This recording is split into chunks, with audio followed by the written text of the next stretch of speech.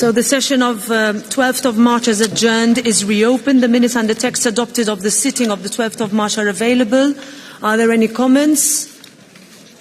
No, therefore the minutes are approved. Ms. Irache Garcia would like the floor. Ms. Irache, you have the floor. Gracias, Presidenta. Thank you. It is a source of comfort to me to hear from you support from the European Parliament for the defence of dignity, human rights, support for civilians who are suffering so much, support for all those communities who are crying out for a clear message from democratic institutions right now. That is a source of comfort to me. So I was pleased to hear that from you at the opening of this session, condemning the regime of Iran and also condemning attacks which are occurring in some European cities against the Jewish communities. And I'm comforted by that, and I'm pleased to hear that. I would also be comforted and I would also be pleased if I could hear the same words with the same meaning about unjustified attacks on civilians in countries such as Lebanon, where there are now thousands of victims who've lost their lives over the last few days in an illegal war.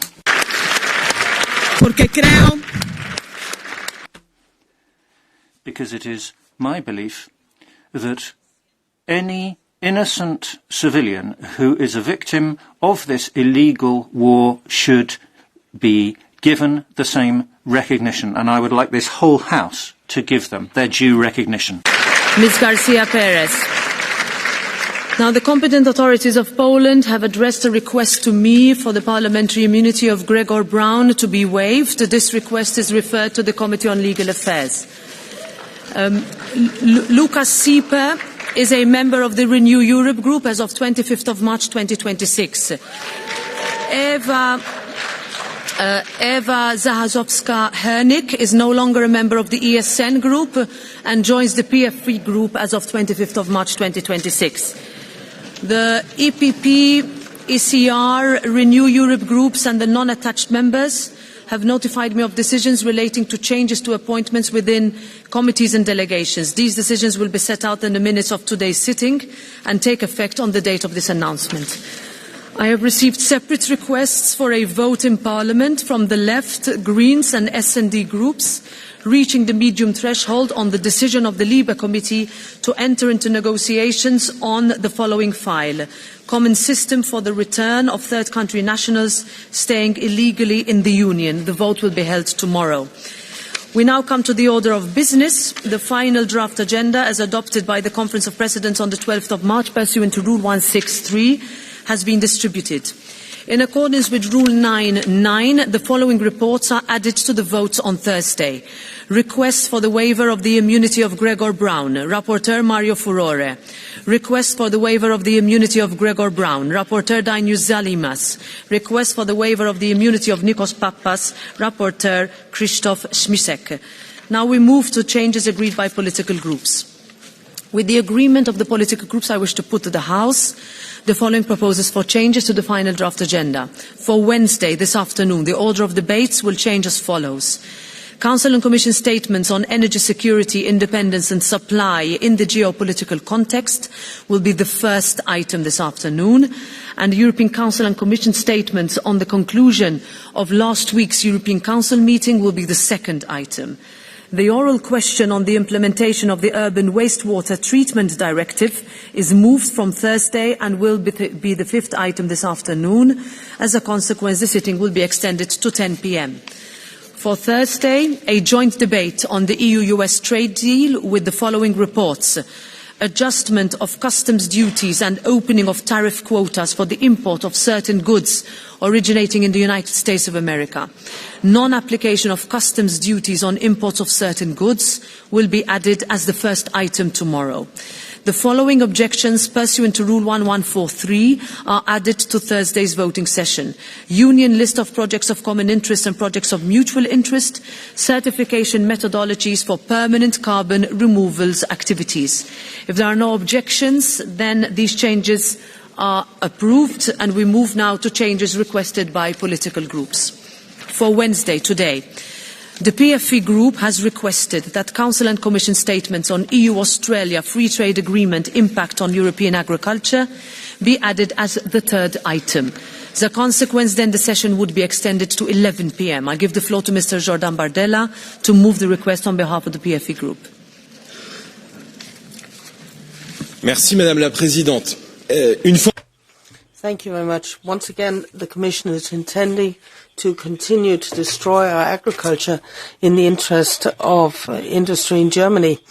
Von der Leyen is negotiating an agreement with Australia, which is far bigger than France, biggest economy in Europe, where our farmers are already being crushed by rules and regulations. We would want to have a debate here. We must be sovereign when it comes to food. This new agreement is the nth folly, and once again we're betraying the people who feed us. So we'd ask to put on the agenda a free trade agreement with Australia on European agriculture. Colleagues, wake up and let's not destroy our agriculture. Thank you. Merci, Monsieur Bardella. I have received an alternative proposal from the Left Group, which would have the title as follows: a Commission statement on EU-Australia Free Trade Agreement and its impacts on agriculture, health and the environment. Mr. Bardella, do you agree with the alternative proposal of the Left Group? You agree?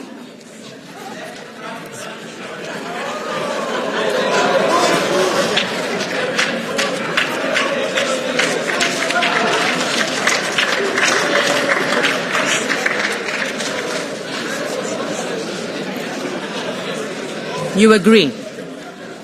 Okay. So we will vote on the Left Group proposal by roll call.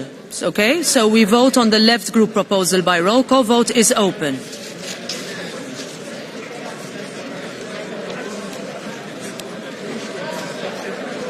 Okay, vote is closed.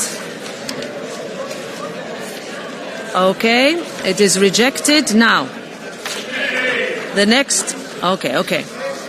All right.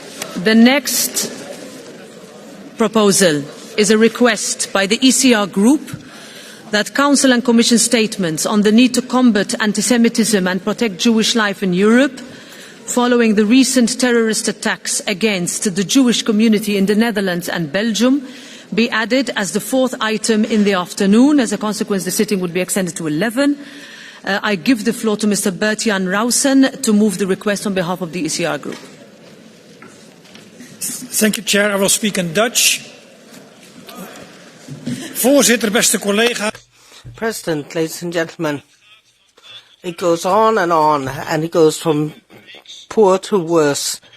And what I'm talking about is the attacks on the Jewish community. Recently, there was an attack on a synagogue in Rotterdam, in Liège, and the Dutch school, Jewish school, ambulances of the Jewish community in London. So where will it all end? Once again, we're showing our solidarity with the Jewish community, and we stand against anti-Semitism. But words are not enough. We need to take action. What the EU is doing at the moment is fighting the symptoms. It's high time, President, for us to tackle the root causes of increasing Semitism, for example, the influence of radical Islam. So we'd like to add to the agenda a statement from the Council and the Commission, the need to combat anti-Semitism and protect Jewish life in Europe following recent attacks on the Jewish community in the Netherlands. I give the floor to Ms. Hildegard Bentele to speak against.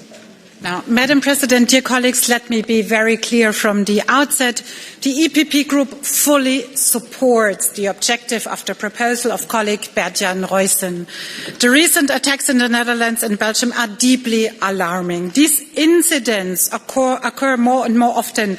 They are more and more violent. In the meantime, many Jewish citizens in the Netherlands and in Belgium fear for their lives. Precisely because the situation is so serious, debating it needs due attention. Exposing violent anti-Semitism and debating countermeasures needs daylight, not late night.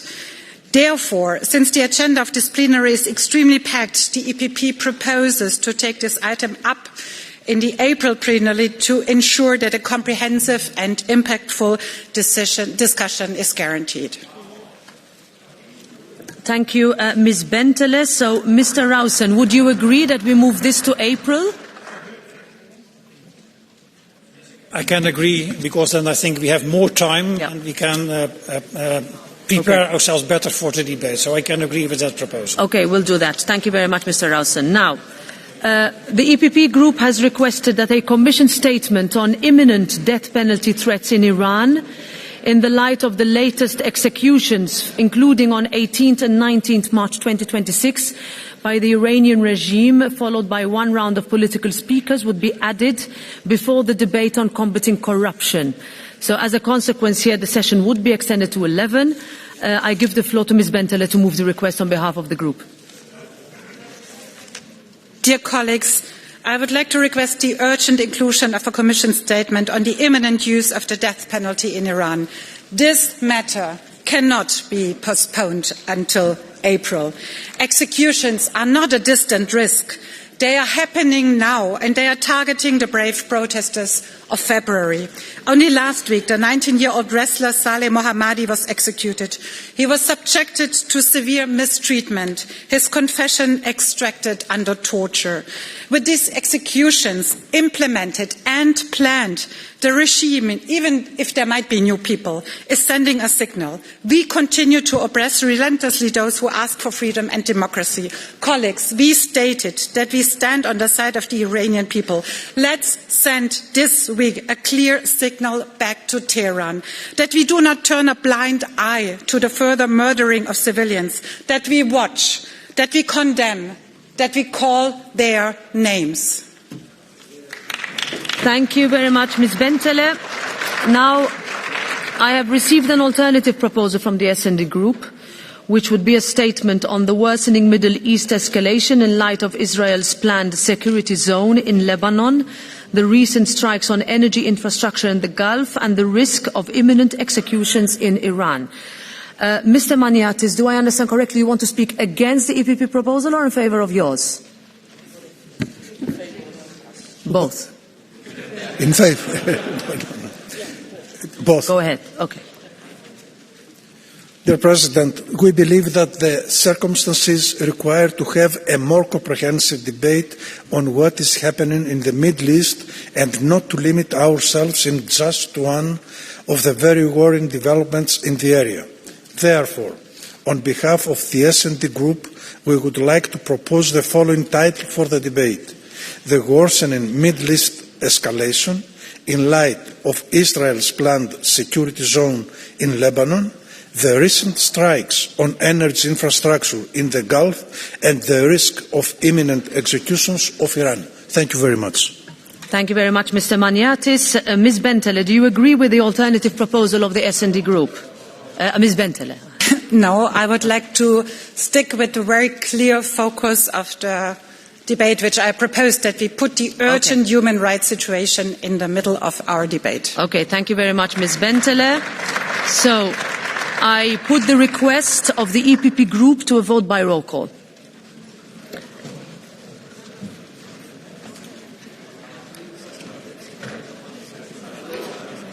Vote is closed. And it's adopted, therefore the agenda is changed accordingly.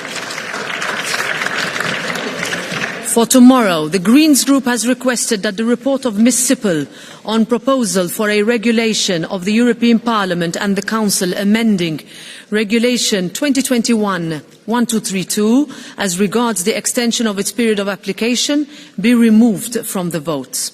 So I give the floor to Ms. Marketa Gregorova to move the request on behalf of the Greens Group.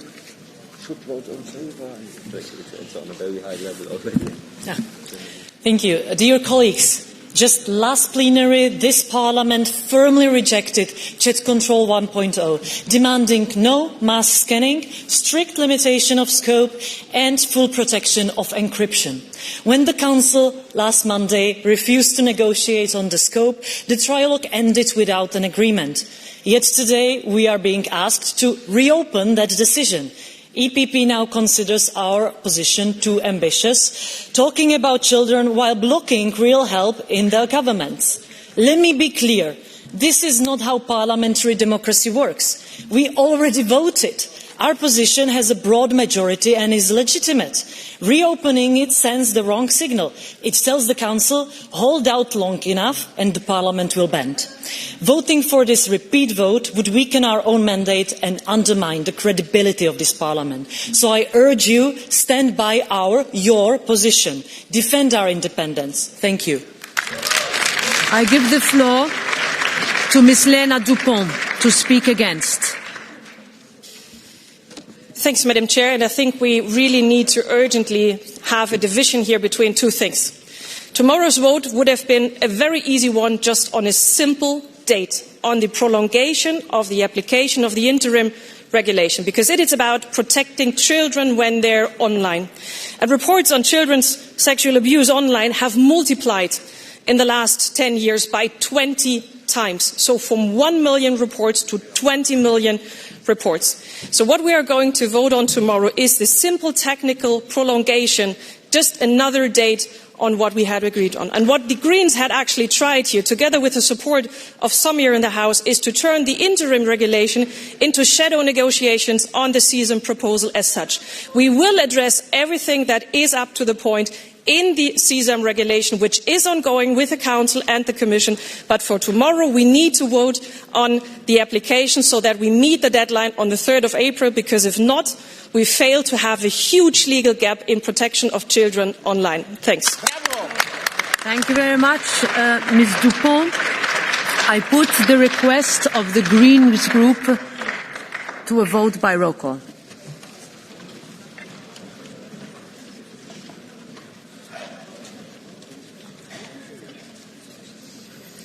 Vote is closed. And it is rejected, and therefore the agenda remains unchanged. Therefore, dear colleagues, the agenda is adopted and the order of business is thus established. Thank you very much.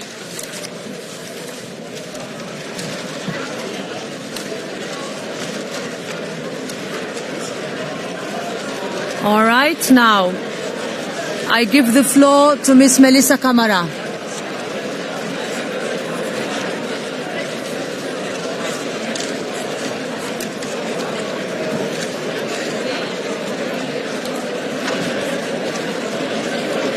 Okay, hold on.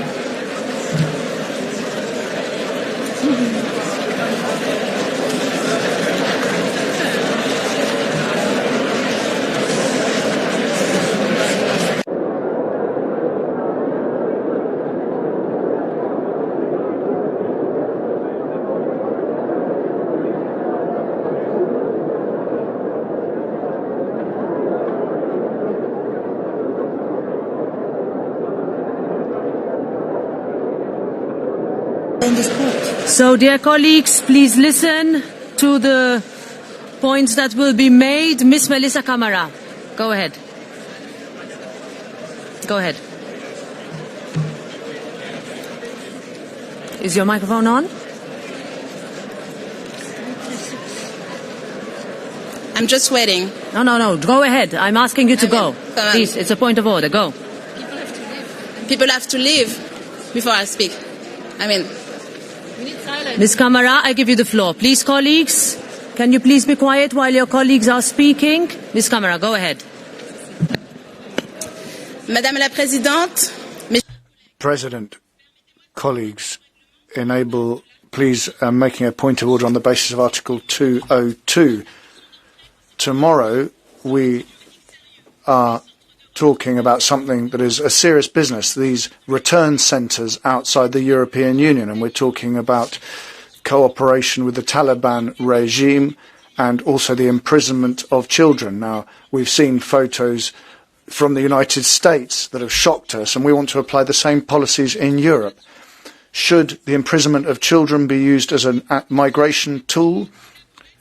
Are we going to get an agreement along those lines? Now, the EPP negotiator has allied themselves with the worst of the far right to get this agreement, and also we have Article 72 of the rules, which stated that the vote should have taken place in April. This is an extremely sensitive matter, and we shouldn't be speeding things up. We should be holding appropriate democratic debate on this. The speaker is interrupted. Question très simple. Quelle Europe nous voulons?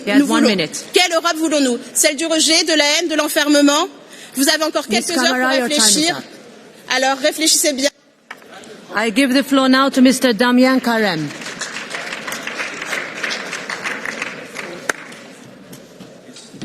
Madame la Présidente. Madam President, on the basis of Rules 164 and 72, could you explain to us on what grounds you decide to accept or refuse a request to speak prior to a vote on a challenge to a negotiating mandate, in this instance, that of the infamous return regulation? Political groups must stand by their votes and their alliances, however shameful they may be. European citizens have the right to know what lies behind these decisions. We owe them transparency, all the more so on a text such as this. For this regulation is the worst text on human rights to be put to the vote since the creation of the European Union. Negotiated on the sly by the far right wing of the EPP and the far right, this text has been condemned by both the Council of Europe's Commissioner for Human Rights and 16 UN special rapporteurs. It casts a serious and lasting stain on the European Union, whose motto is, after all, united in diversity, a motto that some here seem willing to apply only if that diversity is white and Christian. Madam President, I ask you to explain your decision not to give the floor to the political groups for a debate on a text that concerns our values and our humanity. Thank you. Vous avez la parole maintenant. Okay, je donne la parole maintenant à Ms. Muriel. I'll now give the floor to Ms. Muriel Laurent. Merci, Madame la Présidente. Thank you very much. I too would like to raise a point of order under Article 202. I'd like to make this point of order on the mandate for the Returns Directive. I can but deplore that we did not have a discussion on the attitude of the EPP, which is unacceptable. We cannot agree to negotiations with the extreme right, as a colleague said. It's inexplicable that the position of this Parliament is now that of the extreme right when it comes to returns of migrants who are staying irregularly. Lani.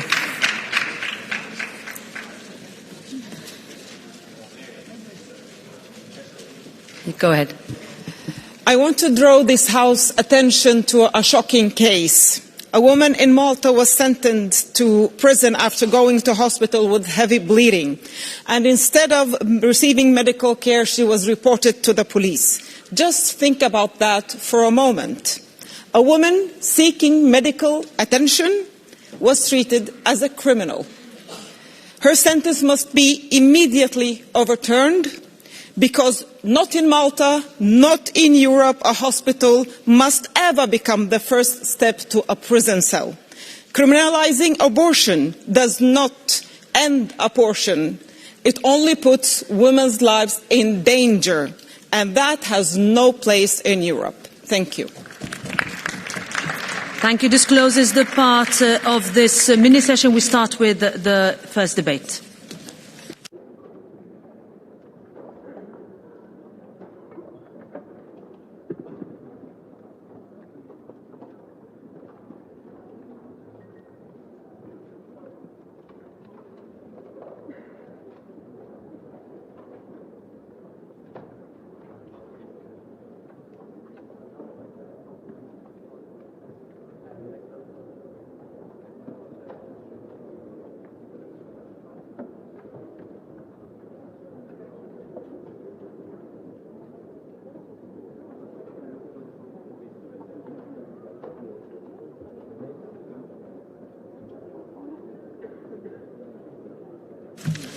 Next item on the agenda is Council and Commission statement, energy security, independence and supply of the geopolitical context, ensuring market stability and affordable energy for industry and citizens.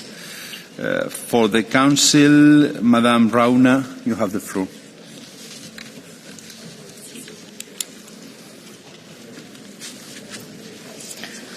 President, honourable members, Commissioner, last week at the Spring European Council, European leaders discussed the impact of the situation in Iran and the Gulf region, the closure of the Strait of Hormuz on energy security, energy prices, and subsequently on the European Union's competitiveness.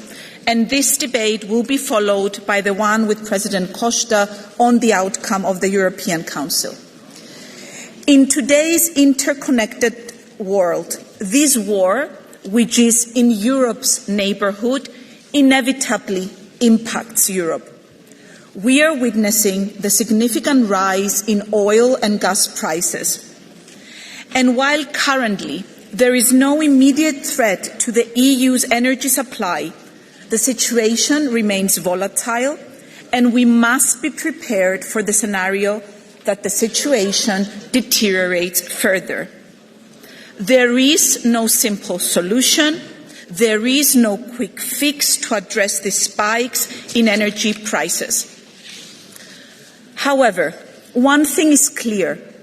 To mitigate the risks to our citizens, our security, and our competitiveness, we must demonstrate the same unity that we showed during the energy crisis of 2022. In the short term, the Commission and the Member States are exploring targeted, temporary, and financially and fiscally sustainable measures to ease the pressure on both our households and our industries. We also know that one-size-fits-all solutions are not the way to go. What works in one member state may not work in another. For example, different member states have different energy mix. And at the same time, coordination and solidarity are key. We must also continue to implement the measures proposed by the Commission in its action plan for affordable energy. In the longer term, we should stay focused on our goals of electrification and decarbonisation in the energy sector. These are not abstract objectives. They are our strongest guarantee aimed at strengthening European energy independence and protect us from future shocks. Admittedly, some have raised questions on the emissions trading system and the marginal pricing mechanism that determines electricity prices under the electricity market design. The Council's view is clear. These instruments have played a vital role in driving the progress we have made toward the green transition. We must ensure that the pathway remains ambitious and at the same time achievable. At the same time, we must recognise that European industry and households are under immense pressure. The conflict in the Middle East underlines that targeted solutions are needed in the short term to ensure affordable energy and to address excessive volatility. Taking also, of course, into account technological neutrality and the specificities of member states in a manner that does not undermine predictability and a level playing field. This includes, amongst others, a review of the ETS by July 2026 at the latest, as was agreed by the last European Council. If anything, the current crisis has demonstrated that we need to further reduce our dependency on fossil fuel imports. And one of the key initiatives supporting this objective is the European Grids Package. This package will play a crucial role in strengthening our energy infrastructure and enhancing integration across the European energy market, making us more resilient to precisely the kind of external shocks that we are facing today. The Cyprus presidency is prioritising the European grids package and is working intensively to reach a general approach on this file by June, paving the way for an early start in trilogue negotiations with the European Parliament.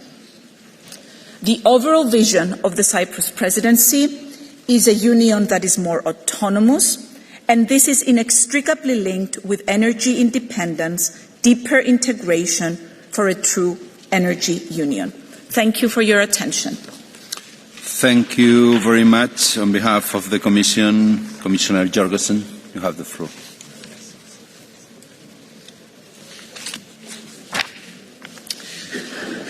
Honourable members, dear friends, in 1956 there was a crisis over the Suez Canal. Fossil fuel markets became unstable, and in Europe, energy prices went up. In the 1970s, there was instability in the Middle East. Fossil fuel markets became unstable, and in Europe, energy prices went up. In 2022, Russia invaded Ukraine and weaponized supplies of gas and oil. Markets became unstable, and in Europe, energy prices went up. Now, in 2026, there is another geopolitical crisis. There's more instability in fossil fuel markets, and once again, in Europe, energy prices have gone up. Dear friends, when will we learn?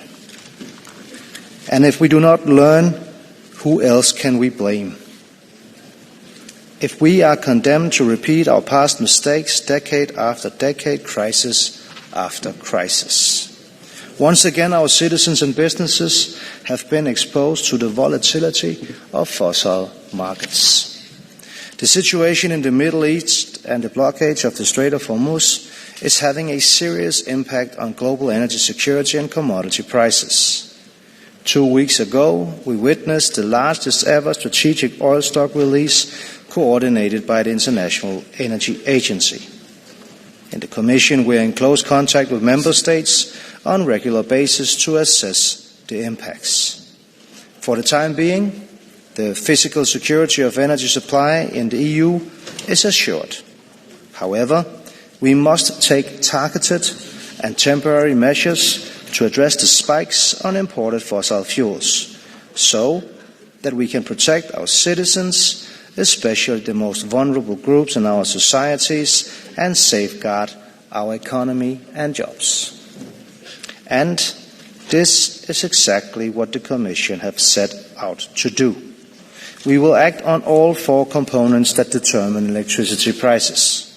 Firstly, on the cost of energy, which accounts for over half of the electricity price on average, we will make state aid rules more flexible so that Member States can deliver immediate price relief to those most affected, for instance in the energy-intensive industries. We also agreed to work closely with Member States that develop national schemes to further mitigate the impact of fuel costs on electricity generation. We will do so on a case-by-case basis while preserving our long-term investment signals for clean energy. The second component is grid charges, which accounts for around 18% of the price. Here, we will prepare a legal proposal to allow Member States to improve the productivity of grid infrastructure. The third component of the prices are taxes and levies. We need to lower tax rates on electricity.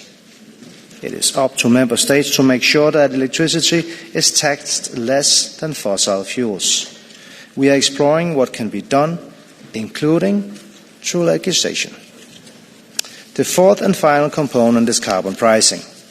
The emissions trading system is working.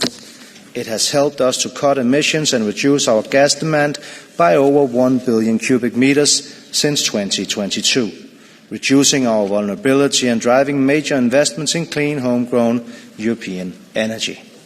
However, we can modernize the system, make it more flexible, and provide extra support. For example, we've proposed a 30 billion ETS investment booster, creating more financial resources for clean technology and decarbonization. On top of this, we will continue to work with Member States on immediate actions that can be put in place here and now to make a positive impact on our citizens' energy bills. Many of these tools that we have called on before during the COVID pandemic and the energy crisis of 2022, we might need again. First of all, we strongly encourage Member States to support energy-poor and vulnerable households by providing emergency income support to those who need it, by acting to reduce excise duties on electricity, and by implementing further safeguards to prevent consumer disconnections. We also call on Member States to fully harness our citizens' energy package possibilities by supporting consumers to switch to cheaper energy contracts, by enabling consumers to use their electricity with more flexibility, and by empowering citizens to produce and share their own clean energy. Standing on the foundations of these actions, let me say to every person feeling the impact of high energy prices, the European Union is doing everything it can to shield you. But we're also doing everything we can to prevent this from happening again. We must double down on our path to energy independence. We must continue building a true energy union by rolling out more renewables, reinforcing our grids, and creating a genuine single market for electricity. For this, we need to reach a strong agreement on our grids package, and we must do so as fast as possible. I count on the support of this House to have a swift and ambitious agreement so that we can build the infrastructure and interconnections that we desperately need without delay. We must also continue to advance energy efficiency, boost electrification, and diversify our supplies. In the coming months, the Commission will present a revised framework for energy security, alongside an electrification action plan and a heating and cooling strategy. And we must never go back to fossil dependency. Repower EU remains our strategy. The phase out of Russian fuels will go ahead. Honourable members, if we do not learn from our past mistakes, then we are doomed to repeat them over history.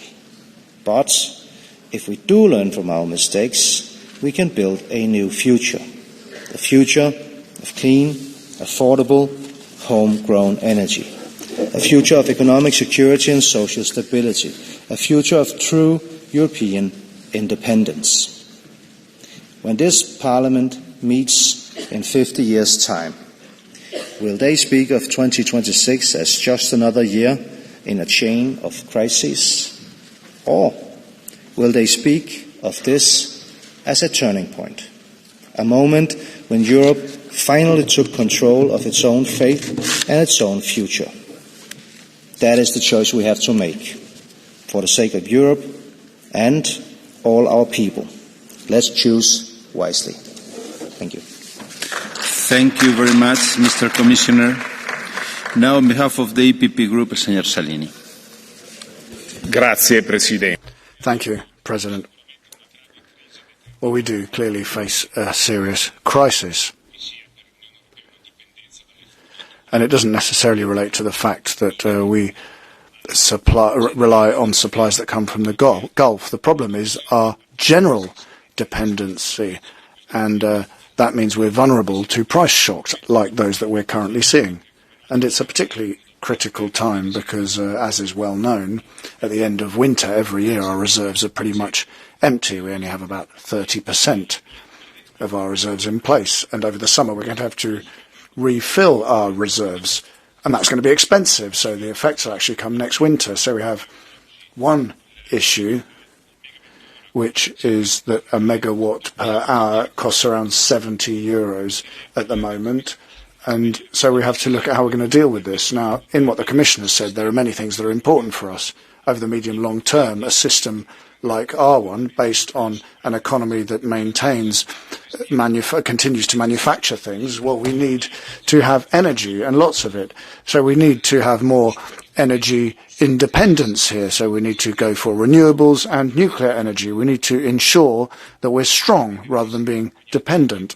Renewables also need to be supported by investments in storage and batteries, because anyone who can make renewable energy needs to be able to store it. But in the short term, we need to work on prices.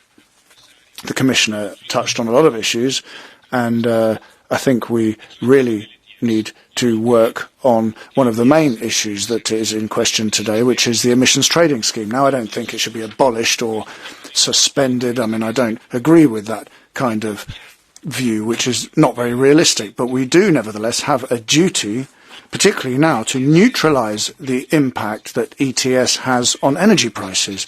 That's something that we can do together. Thank you. Honourable, on behalf of the S&D Group, Mr. Shahim.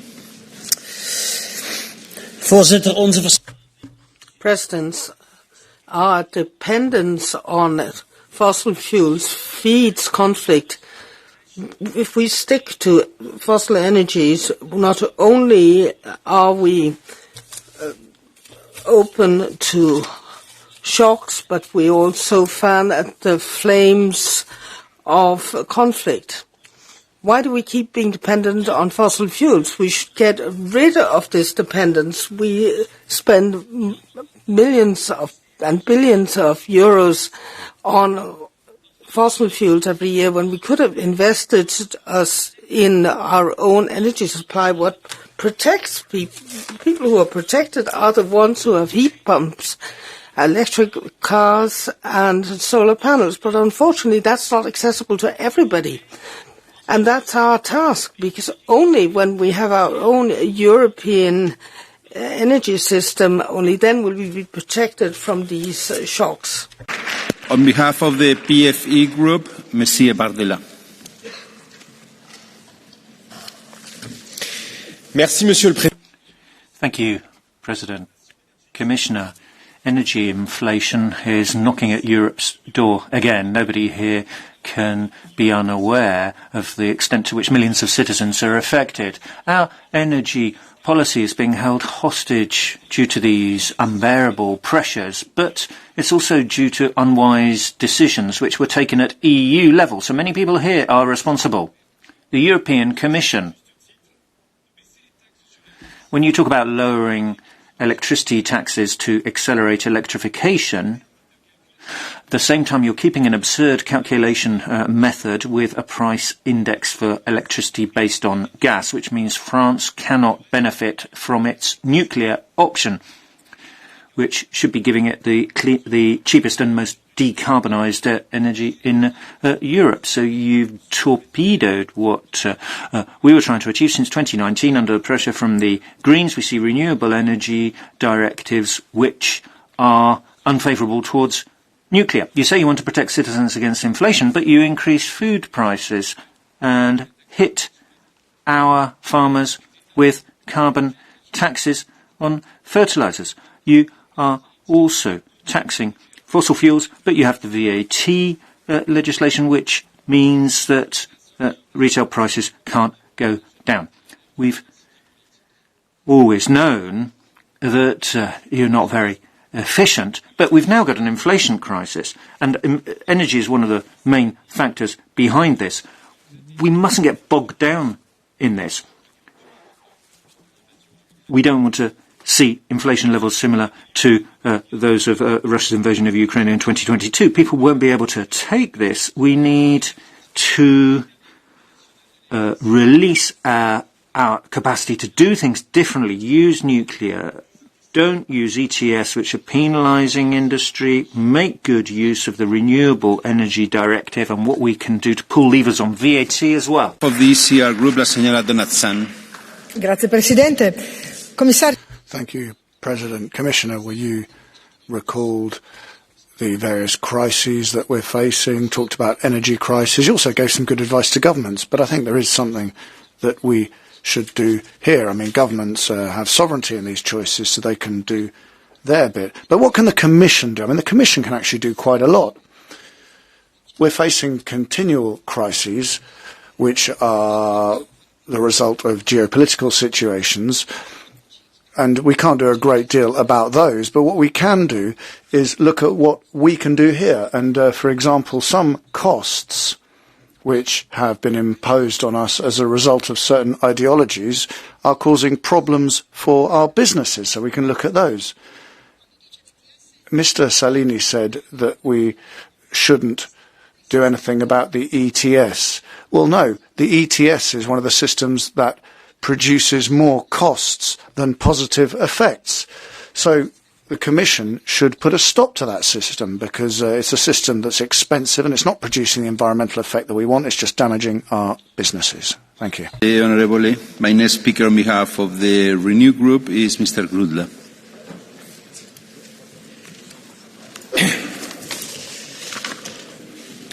Monsieur le Président.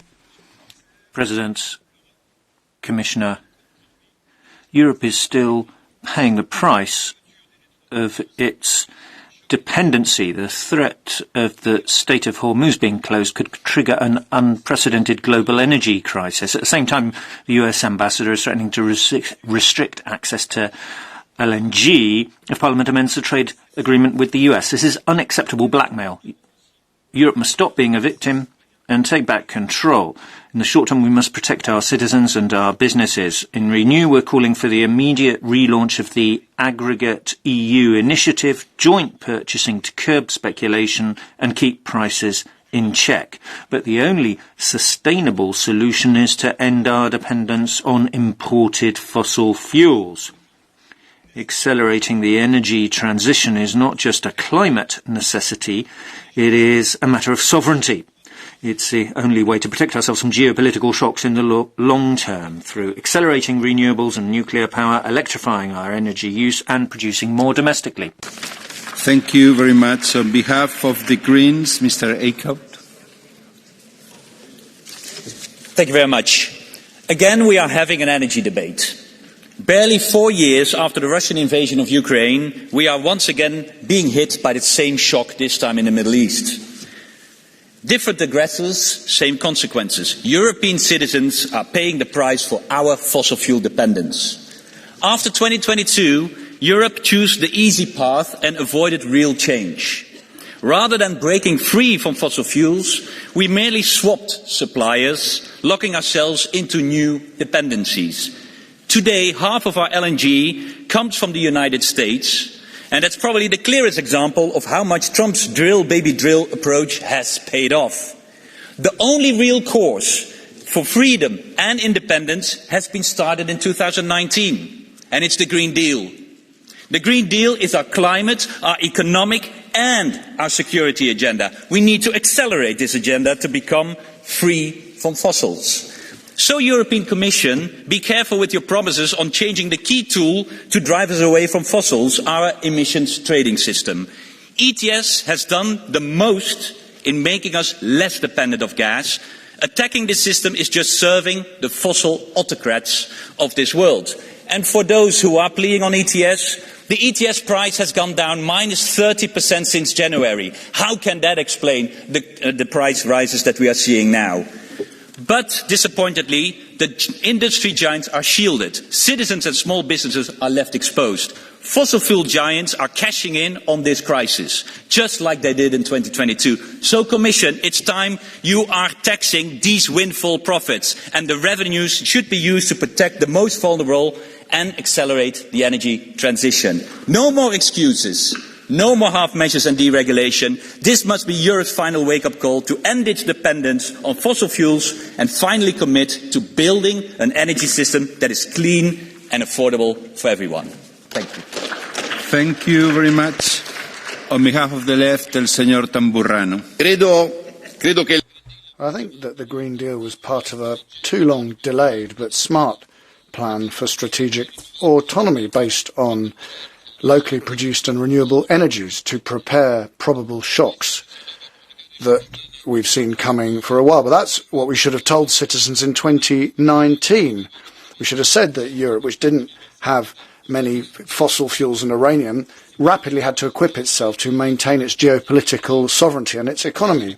We then went for United States and Qatari liquid natural gas so that we didn't have to use Russian gas, and that just made us dependent on other countries which are more expensive and more uncertain than we were previously, as has been shown by recent events. We've got Caligula across the Atlantic who's constantly threatening us and wants to force us to buy his gas and oil. Now, if Europe wants to survive, it needs to look to its own interests, the interests of its industries and its citizens, and it needs to buy gas and oil at those who are offering it at the lowest price. We need to free up resources. We should ensure that we have European renewable energy and electricity. And too many people in this House have blocked that for too long, which has led us into this absurd situation. SN Group, Mr. Urik. Commissioner, after what you said a while ago, it's clear to all of us that in the Commission you've gone completely nuts and you have decided to commit energy suicide with the whole EU. I don't care, but please don't make us part of this. And I would like to appeal to you on behalf of all Slovaks and of all Hungarians to renew the energy supplies from the east, because where do you want to import gas and energy from? You're saying that Russia is not a stable partner, but the Arab countries, are they stable partners? Trump's America, are they a stable partner? The whole world is in chaos and we need to buy oil and gas somewhere until we build up the renewable sources of energy. In the Slovak Republic, recently we have limited the possibilities for foreigners to buy oil or to buy petrol that is produced from our own strategic reserves. And what did Brussels do? They said it's limiting free trade and the free market. But isn't it limiting the free market that you don't allow us to buy oil? I would like to appeal to us, don't appeal Central Europe with these obligations. Thank you. Out of the debate, my first speaker is Mr. Popescu. Mulțumesc, domnule președinte, domnule comisar. Thank you very much. Commissioner, I listened to you with the greatest of attention. Obviously, we have to learn from the past. We have to learn from successive crises, which have shown us that dependence on imports of fossil fuels is not a bright idea. But have we really learned our lesson? We continue to do the same thing. We continue to talk about fossil fuels and we continue to be dependent on imports. For example, imports of technology from countries which are not our allies, countries which perhaps at some stage may not block a strait but may stop producing solar panels or other components. We have a clear example.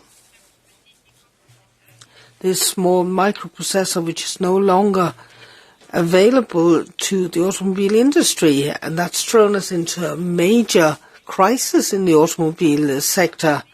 Does it make sense just to look at the most competitive price? You say that producing it here is more expensive, but perhaps we should teach our populations that there is a cost for security. Perhaps we will finally wake up and invest in the production of technology for our industry, whether we're talking about renewables or nuclear energy in European territory. It's the best way of not repeating the errors of the past. Tiene la palabra. Gracias, presidente. Thank you, President. I think we're all worried about high energy prices. There's an illegal war going on, supported by some people in this House. That affects our economies. The same people supporting this war are the people who've created this problem and calling on us to continue consuming expensive and volatile fossil fuels.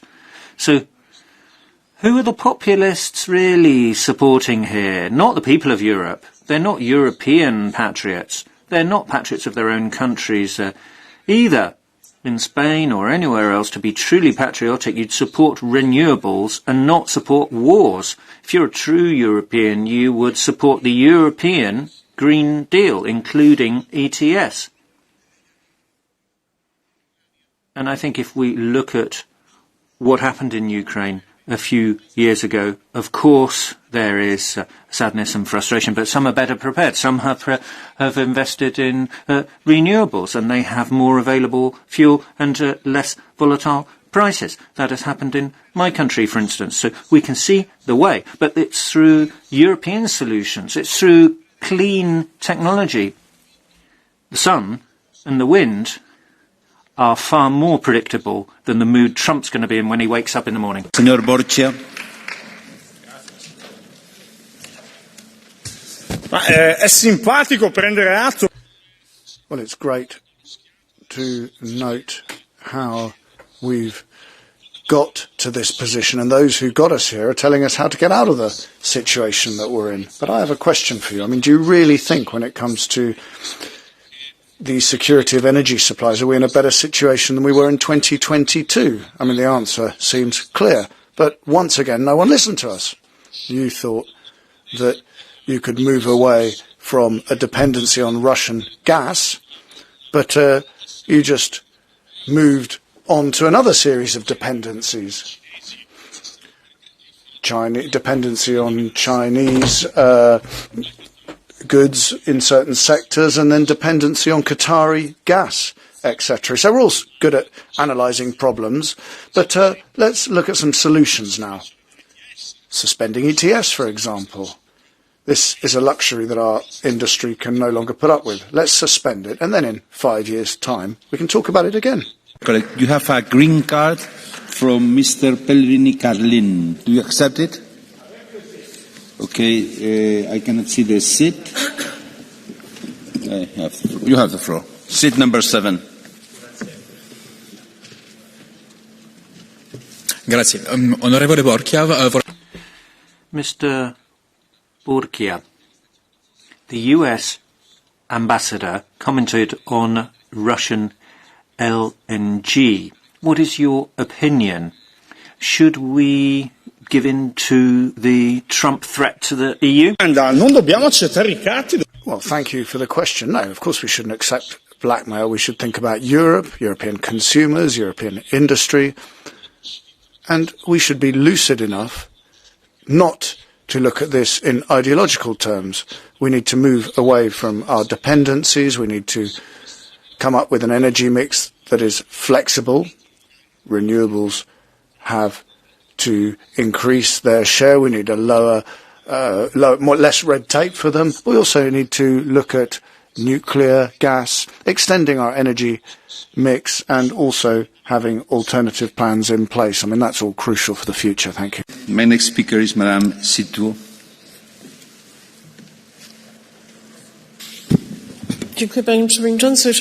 Thank you, President, Commissioner, ladies and gentlemen. The ETS system destroyed the European economy. Companies have been going bankrupt, people have been losing their jobs.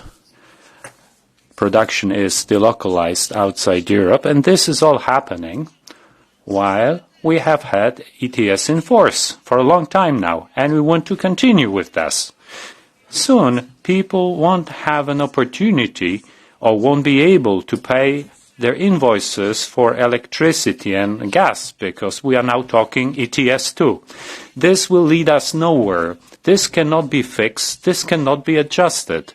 If we are talking about yet another crisis, resulting, of course, from the global situation, then we should brace for it, and we should become protected. So far, we have been trying by escalating this road to nowhere. ETS has to be done away with. Thank you. Madam, you have a blue card. Do you accept it? Do you accept a blue card? Thank you very much. My next speaker is Madame Vandenberg. Thank you, Chair. 33 days ago, I quit smoking. And from an expert by experience, I can say that the first step in getting away from your dependence is admitting that you're dependent and admitting that this dependence is hurting you. But I can also say that what is far easier, and what I see here a lot, and that's denial. Because we are denying that it's fossil fuel prices that are hurting our industries and are making our normal people pay. And we need to get over this. We need to face the truth. That it's time to start listening to the courageous. It's time to start listening to the people that want to change and that know how to change. It's time that we start believing that Europe is strong enough to build a healthy future. A future where we are in charge of our own cheap, clean and independent energy. Thank you. Thank you very much and congratulations for not smoking. My next speaker is Mr. Ninisto.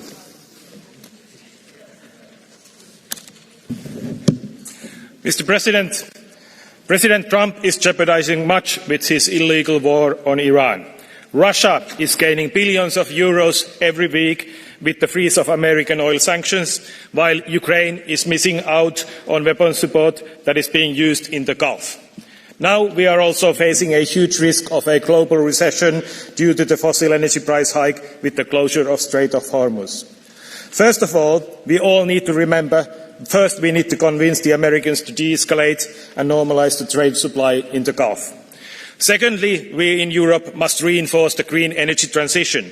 Wind and solar cannot be stopped at the Strait of Hormuz. Electrification, grid investments, energy efficiency and energy savings must be encouraged.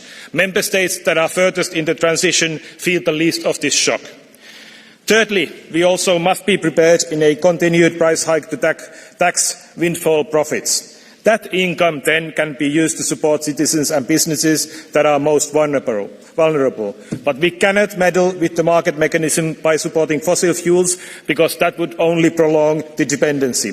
Energy independence is the way out of the crisis. Thank you very much, dear colleague. Mr. Saramo. Dear Chair, Donald Trump is an exceptionally ruthless and simple-minded leader. But this is not the first time the EU pays the price for US wars. We may not be able to stop Trump or Putin from killing innocents, but we must break free from our dependence on their fossil fuels and their wars. It's not only electricity and fuel costs that are rising. Food prices and inflation in general are affecting ordinary people. Fortunately, a green transition has already started in Europe. Thanks to clean energy, in my home country, Finland, the price of electricity is now the lowest in Europe. Another excellent example is Spain. They have built a future with solar and wind power. Now Spain is safer, more affordable and more independent. Unfortunately, many other leaders in Europe are unable to lead the change. They want to look past and not to the future. We need immediate action. We need to consistently oppose the illegal actions of Trump, Netanyahu and Putin. And we need to accelerate the green transition to accelerate our freedom. Thank you. Thank you very much, dear colleague, Madame Bordendev.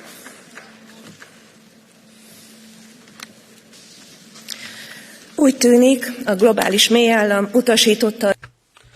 It looks like the global deep state has asked the EU leadership to commit economic harakiri, and you're obeying with overzealous enthusiasm. Sanctions are clearly not working, but you are shooting yourself in the foot with collective indebtedness, and you believe that this will bring Russia to its knees. An energy crisis is looming, and you're funding the saboteurs of Nord Stream. What is the plan?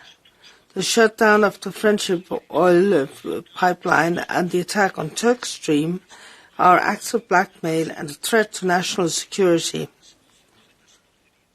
Yet you tolerate that as well, because you hope in this way you can influence Hungarian elections. What would happen if instead of playing power games, you did something else. You've already recognized your mistake with nuclear energy. It would be better if you devoted yourself to the correct solution.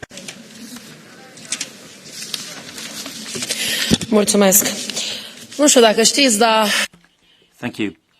I don't know whether you're aware, but Romania is the richest country in the EU when it comes to resources. Russia is the richest country in Europe when it comes to resources and is in the top 3 worldwide. Now, yes, there are wars going on, but people waged those wars. In the case of Ukraine, there was a US war in 2014 through this supposed Maidan revolution, which was supported by global actors, and we're now poor. We've got all this oil and gas, but it's not ours anymore because the US, Austria, Israel are taking everything. We've got nothing left for ourselves. Over half the population of Romania has left the country and gone to live somewhere else. The Neptune project is about gas molecules becoming available in Europe from 2027 on. We need these resources to be in price stability measures for the whole EU bloc from the European Commission, with operational support being provided to ensure that the Black Sea is subject to security, because we've got a military base, a US military base on the Black Sea. Now, we might get bombed. Tiene la palabra. Mrs. Del Castillo Vera, now you have the floor. Thank you very much, President, Commissioner. The conflict in the Middle East is once again causing tension in energy markets, and Europe is once again showing its vulnerability. There will be no real strategic autonomy without a massive change in focus. Firstly, it's essential to develop further storage technologies. Secondly, we need to boost stable energy sources such as nuclear energy. And in this context, the 200 billion euros committed by the Commission to the development of small reactors become genuine commercial solutions that work and are stable. In order to do that, we need to note that it was utterly irresponsible to close safe and operational nuclear power stations, as the Spanish government wants to do. And then thirdly, when it comes to the security of supply, we need to have a long-term vision with stable and long-lasting contracts. And finally, it's important to move forward with interconnections and simplify authorization procedures. The issue is not what should we do, the issue is how quickly and how determinedly we can act. Thank you. Gracias, señora del Castillo. Thank you very much. Corrado. Mrs. Corrado now, please. Grazie, Presidente. Thank you, President. In Spain last week, the wholesale electricity price was €35 per megawatt hour, while in Italy it was 148. Why is this? Because with the same market mechanism in Italy, the price is driven by gas, while in Spain it is not. For some years now, thanks to the strategy of Pedro Sánchez and Teresa Rivera, it's been driven by renewables. So our problem is fossil fuels, not the ways we have to stop using them. It's fossil fuels. The very same fossil fuels for which Trump goes around with a loaded shopping cart and declares an illegal war on Venezuela, Greenland, and then Europe and Iran, with a genocidal Netanyahu inflaming the Middle East and putting us in a critical situation which we've never seen before. These are the very same fossil fuels that for some continue to be a good idea, so much so that they dismantle the main systems we have to move in the right direction, namely decarbonisation. These are the very same fossil fuels that serve interests other than those of European citizens. They line the pockets of a very few, while the cost falls on families and the productive sector. Colleagues, let's turn the page. We cannot remain stuck to fossil fuels like Minister Santanché is stuck to her seat. Mr. Domotor, you have the floor. Mostanra brutálisan nehéz helyzetbe hozták Európát. Beszűkítették az energiabeszerzési lehetőséget. We've ended up in a very difficult situation. The sources of energy have been restricted. We've got mandatory greening measures and banned imports from these. Consequences are clear. Prices have skyrocketed and families are footing the bill. The coalition here doesn't care. They're not concerned about the situation of member states. They look approvingly as Ukraine blackmails Hungary. It's blocking the friendship oil pipeline and attacking the southern gas pipeline. They look on approvingly with Nord Stream is blown up, but we don't. Mr. Weber may not care that 124,000 industrial jobs have been lost in Germany in a year, but we are interested in Hungarian jobs and we are interested in family bills. We'll take the necessary steps. An oil blockade and interstate terrorism cross every line, especially when a candidate country does this against another member state. We demand less blackmail and that's work for European families. Stimați colegi, Europa nu are doar o problemă de preț. Colleagues, Europe doesn't just have a price problem when it comes to energy. It also has a real security of supply problem. And this causes to a lack of security in general. We currently have less access to oil and LNG from the Gulf. And this doesn't only mean higher bills, it's also a direct risk to the functioning of our economy as a whole. Liquefied natural gas has become very important for the EU, but currently we can only purchase it in the United States, and we know what US price policy is like at the moment. We're exposed to external shocks that we have no control over. Nevertheless, we continue with our carbon trading system, which increases energy costs. Without a safe energy supply, industry can't be competitive. We can't continue with this green transition at any cost, and we can't ignore geopolitical realities. The energy transition is not an end in itself. It has to improve our lives, and if it doesn't, it must be stopped. You have the floor. Right now we're living some really hard-earned lessons. For decades we built our economy based on fossil fuels when we should have known better. We should have known better when Russia invaded Crimea and cut the gas flows. We should have known better to change our tax system, phase out oil instead of hoping for Iran to keep the Hormuz Strait open.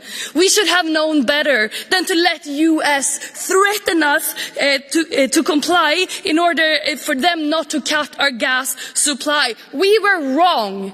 Wrong. We were wrong on getting dependent on Russia, wrong on getting dependent on Middle East, and wrong on getting dependent on the US. So my question is to the governments across Europe, how dare you challenge the EU climate policies when that's their only way, the only path to get rid out of these harmful dependencies? When will Europe learn?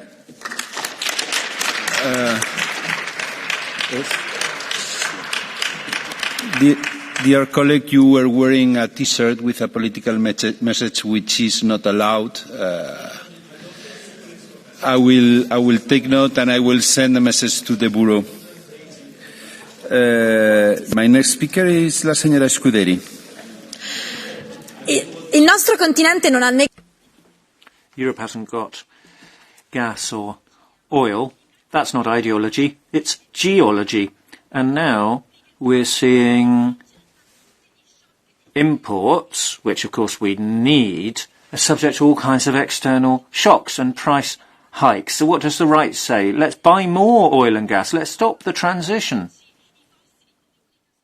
They see fossil fuels as the only solution. But consumers are turning out the lights. Industries are shutting down their factories. But we're being told that with high gas prices, there'll be nice dividends to rein in for the shareholders and so on. So that's about profit.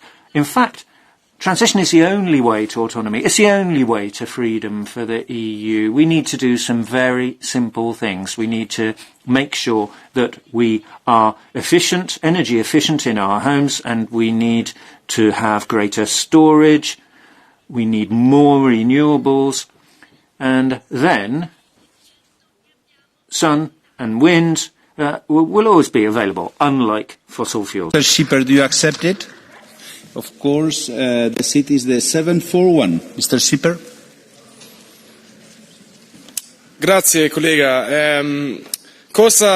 Thank you, colleague. Well, what would change for us if we weren't dependent on oil? What would be different given the current situation? Mr. Schipper, we could adopt a stronger geopolitical position if we weren't so utterly dependent on fossil fuels. We could be a peace builder. We could defend international law. But it's very hard to do that if all of your energy comes from an authoritarian regime and you're dependent on Putin, Trump, Iran and UAE and various authoritarian regimes. So peace, energy autonomy, defending international law, having some kind of international standing and credibility for peace building and defending international law, that's the kind of thing we could have. My next speaker is Madame Joncheva. Thank you, Chair, for giving me the floor. I will speak in Bulgarian. Уважаеми колеги, пред заплахата... Colleagues, facing the threat of a global energy crisis due to the war in the Near East, Europe needs to make a decision now. We cannot wait for constructing a new nuclear power plants. We've lost years. The war in the Near East, hasn't it shown just for the next time that economy is the most suffering from bad political decisions? We need to be wise and foster our freedom through economic measures. And Bulgaria can serve as an example. We extend our nuclear energy, we invest in pipelines, and we have a great share of renewables. But Bulgaria has something that can help Europe. Energy from coal. Do not destroy that as a result of allowances. Freeze the ETS and let us reconsider it. Thank you. Becky, you have the floor. Dank u wel, voorzitter, collega's, meneer de commissaris. Thank you very much. Commissioner, ladies and gentlemen, we're faced with a very serious situation. The International Energy Agency talks about the mother of all crises. This is going to be a deeper crisis. It's going to last longer because crucial energy infrastructure has been destroyed in the Middle East. Europe has to play its role, but the real levers lie with member states. The Commission has to take temporary measures to give sufficient state aid to pressure the prices. I don't think that this is the time to stop paying out billions, but it doesn't mean we can do nothing. We have to protect the weakest. We shouldn't have blank checks. We don't have to pass on bills for tomorrow, but something has to be done. This crisis shows once again that our dependence on fossil fuels means that our welfare is very vulnerable. Let's not blow up ETS. That's not a solution for the future, but we should adjust as necessary, particularly for the energy-intensive industries with more breathing room. But blowing up this entire system would be a mistake. Citizens count on us, as does the economy. Let us shoulder our responsibility. Monsieur Carlin. Donald Trump a provoqué un nouveau... Donald Trump has caused a new oil shock. Our leaders didn't choose this war, but they did choose to maintain our dependency on fossil fuels. Now that's a political choice which is enriching oil and gas giants while impoverishing Europeans. when the price of oil goes up. It's our citizens who pay. When the price of gas goes up, it's small businesses that pay. Europe doesn't have oil or gas, but it does have wind, solar power, nuclear, and we do have a lot of ideas as well. We must move away from fossil fuels. During the coming months, let's show some common sense. Let's reject this far-right nostalgia for fossil fuels, which leaves Europe in an energy nightmare. Let's guarantee energy stability so that car makers can reinvest. Let's support renewable energies. Let's become an economic power that supports our small businesses and our environment. Let's go electric. Thank you. Monsieur Pellerin, you have a blue card from Mr. Stier. Do you accept it? Mr. Stier, seat 682. Thank you, Chair. Dear colleague, half of the energy that we consume in Europe is for heating and cooling. And the Commission is about to publish a strategy on heating and cooling. Within that, an action plan for geothermal energy, the first action plan. What are your expectations? What do you expect from these strategic documents? Thank you very much, dear colleague. I'm happy that we are pursuing a conversation on energy security, and indeed, if we want to achieve energy security in Europe, we need to have a secure access to heating and cooling. I think we need the Commission to be bolder in investing in all the domestic and homegrown energy sources that we have in Europe. Geothermal is actually one. We can do more for geothermal in the short and medium term, and that is very helpful for the debate we are having today. We need also to invest in research for enhanced geothermal systems that will allow to have deeper access to geothermal in the 2030s and the 2040s all over Europe, not only in the areas that are currently, let's say, good for the geothermal development with the current technologies. Merci. My next speaker is Mr. Vistisen.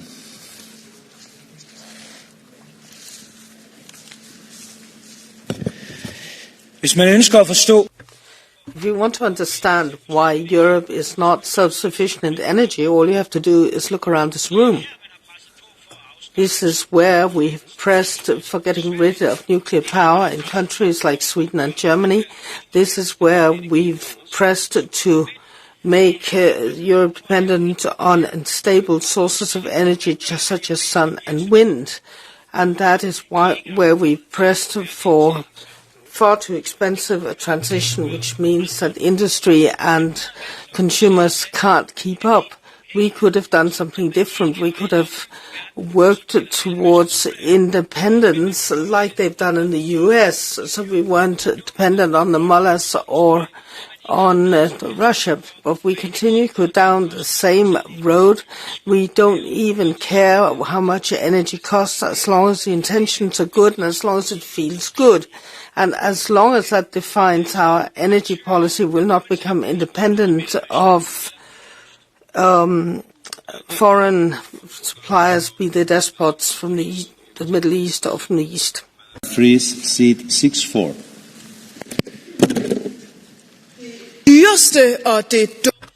The most expensive and the stupidest thing is not the green transition. It is to continue to be so dependent of black energy. You know that full well. If you're saying that it doesn't make sense to invest in renewables, if you pretend that that will not make sense to continue to invest in windmills, how many wars in the Middle East does it need? How many foreign shocks of the energy sector does it take before you will shift and to the green path?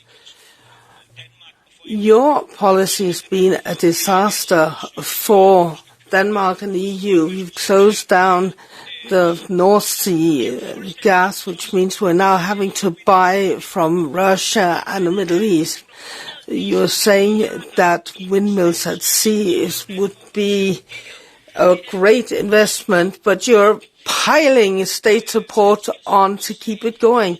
It is really embarrassing that you have to keep paying taxpayers' money to get your policy to work. Even the think tank Cracker has said that your energy policy is a huge hole in the ground and a complete Fata Morgana. The next speaker is Mr. Solier.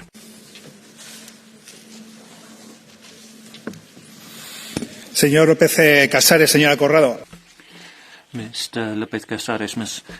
Corrado, you gave Spain as an example with energy prices. Who wins when energy prices go up? The government, because of taxes.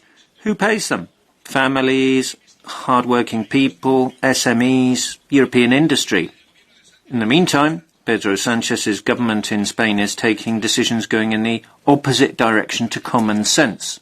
Spain does not have gas, but Sanchez wants to shut down nuclear power stations, make us even more dependent on foreign gas. How much of a worse decision could he take? And we already had those shutdowns recently, the blackouts. So he ignores expert advice, ignores the European Commission, and he knows what the result will be.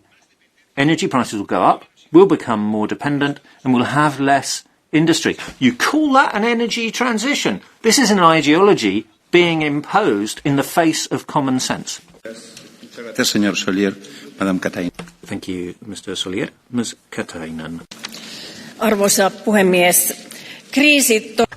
President, we're hearing a lot of crisis after crisis. Nobody seems to be able to tackle them.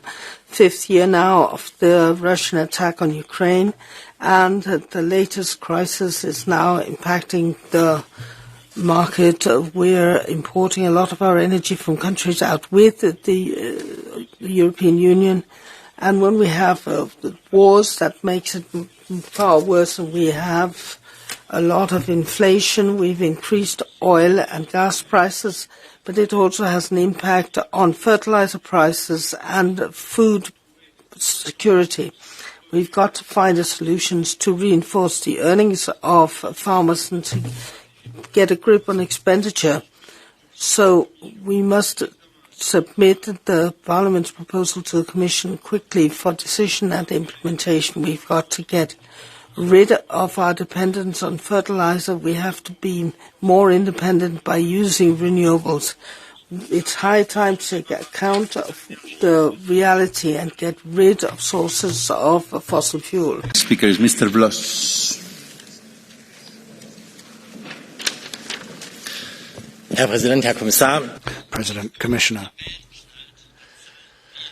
Whenever anything goes wrong somewhere in the world, we pay the price here. We saw that 4 years ago when Putin pushed us into the gas crisis, and now we're seeing it again today. But there's a major difference between Trump and us in Europe. Trump's gas buddies are earning massive amounts on a daily basis, whereas we're paying the price. We don't have oil, we don't have gas, and we have families who are worried about their next gas bill. We have businesses that can't afford to fuel their facilities. We have supermarket prices that are only going in one direction. So we really need to move away from ideology here. Oil and gas are the problem. I think we can all agree with that. Call it what you will. Solar power, wind power, renewables, freedom energy, they're the solution. It's clear that we need to move away from our fossil fuel dependency because it is ridiculously expensive and it's causing massive problems for families and businesses. Thank you. That's dear colleague, Madame Nerudova. You have the floor. Crazy old men are messing with our energy bills. Putin is blackmailing us with fuels, and now Iranian leader is sending rockets across the Middle East and blocking trade routes. And us, Europe, again, we are just bystanders. When energy becomes a weapon, it is our citizens who pay the price first. We have a duty, not just a political but moral, to act to protect. If we can shield households by lowering taxes, let's do it. If we can fix the pricing of emission allowances, let's do it. But in the long term, we need to build renewables and nuclear to have stable and independent resources, and to tell those crazy old men, Europe is no longer at your mercy. Thank you very much, dear colleague. Sorry, you have a blue card from Madame Weisner. Do you accept it? Madame Nerudova. Do you accept the blue card? Sorry, I was not looking at it. It's 6-5. Yeah. No, I cannot. So. Floor with that T-shirt. It's finished. We pass to the next speaker. It's not a political message. I've been said that it is by the services of the chamber, so it's not my. Speaker is Mr. Heyer.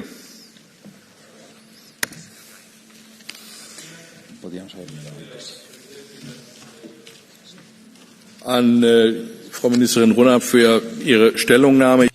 Minister, let me just emphasize what you said. Europe must move away from its dependency. I agree with that. We're having a debate here, but I'm constantly hearing that we need more to use more nuclear. But then I ask myself, do we have uranium, or aren't we simply making ourselves dependent on uranium imports? In the year 2023, the latest figures I could find, around a quarter of uranium that was imported into Europe came from Russia. So we've helped to finance the Russian war machine. And some nuclear power operators have got lots of supply in so that they could continue to use it for a longer period of time. So I think a lot of what the Commission is saying is quite right. We need to reduce our energy dependencies, also on nuclear energy. Thank you.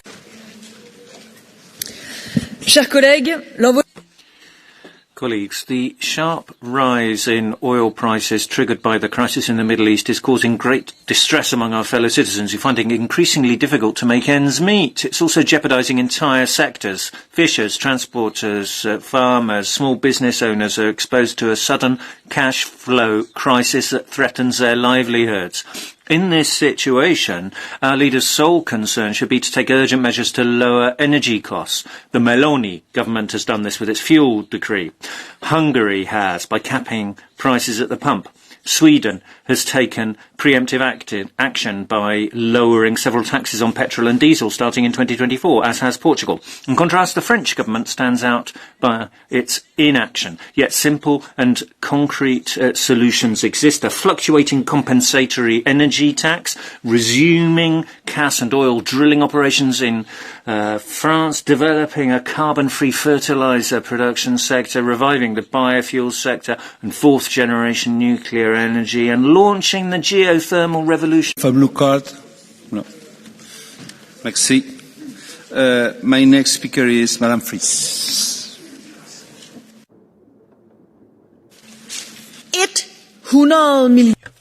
100 million euro. That is the extra energy bill for Europe every single day, because it's very expensive to be dependent on imported fossil fuels. Iran is just the latest geopolitical crisis. We know what the consequences is: skyrocketing prices, uncertainty. It strikes industry and our citizens. And then there's the question, how long do we want to be dependent? We don't have to have this dependent on black energy. In those countries where gas dominates, we get a lot of fluctuates. Once we get green energy, it becomes a lot less fluctuating. It's also better security. And the energy transition can be an economic tool. So my question is, when are we going to send some healthy price signals where green energy is not taxed more than imported fossil fuels. Let's really move the green energy to the center in Europe. Sehr geehrter Herr Präsident, sehr geehrter Herr Kommissar. President, Commissioner, energy security is not abstract. You feel it when the electricity, heating, etc. suddenly go up. You feel it when petrol prices go up at the petrol pump as a result of what's going in Iran. We need reliable, affordable energy sources in Europe, and we don't have any in Europe. If we don't have any, that means investments disappear and jobs go as well. We're dependent on external suppliers for fossil fuels, and we're also too divided internally. We need more energy links and no taboos as well. We need to look at everything in terms of prices and supply. We need to look at regulation as well, because we need energy to flow freely to Europe. Otherwise, the lights go out, and that makes us weaker. Thank you. Madam Eriksson, you have the floor. Thank you for giving me the floor. We've got to cut loose the electricity and gas prices. We're seeing the graphs going up, but we've seen Russian and American oligarchs. We have people who are still, who already have a lot of money. They are now earning more money at our expense. They can't go on like this. Households in Europe should not pay the bill for other people's wars or geopolitical games or markets which are allowed to go mad when there's a crisis. The EU has acted before. You've gone for windfall profits, and we're now faced with a new crisis. We've got to stop being dependent on dictatorships. It's common sense, but we also have to separate the gas prices from the electricity prices. Have the floor. Spoštovani podpredsednik, kolegice in kolegi. Dear friends, colleagues, the government in Slovenia currently says that we have enough fuel for the next 3 months. The communication is extremely bad, and there is panic in Slovenia. People talk about not enough fuel being at gas stations, but what is responsible for these prices of energy and of fuel? The governments. Member states, their tax policies and their communication policies are responsible. The European Union can do a lot about the prices if we go to renewable energy sources and if we bet on nuclear energy. A mixture of renewables and nuclear power is the path to strategic future and to lower volatility on the markets. Mr. Gonsalves, you have the floor. Thank you, President. Commissioner, the conflict in the Middle East is once again highlighting Europe's vulnerability to external shocks. It's essential that we continue to invest in renewable energy and the decarbonisation of our economies, not only because of the need to combat climate change, but also as a means of reducing our dependence on external sources. In the immediate future, the European Commission and the Member States must take action to compensate for lost income and reduce taxes that affect energy prices. These measures should, wherever possible, be targeted at the most vulnerable households and businesses, whilst not forgetting specific sectors that are being disproportionately affected by this crisis, such as the fisheries sector or outermost regions such as Madeira, who are so dependent on shipping and aviation. We cannot allow an external conflict to undermine our economy and social cohesion. Today, more than ever, we must protect those in work and in the long term strengthen the resilience and autonomy of our economies and regions. Ratas, you have the floor.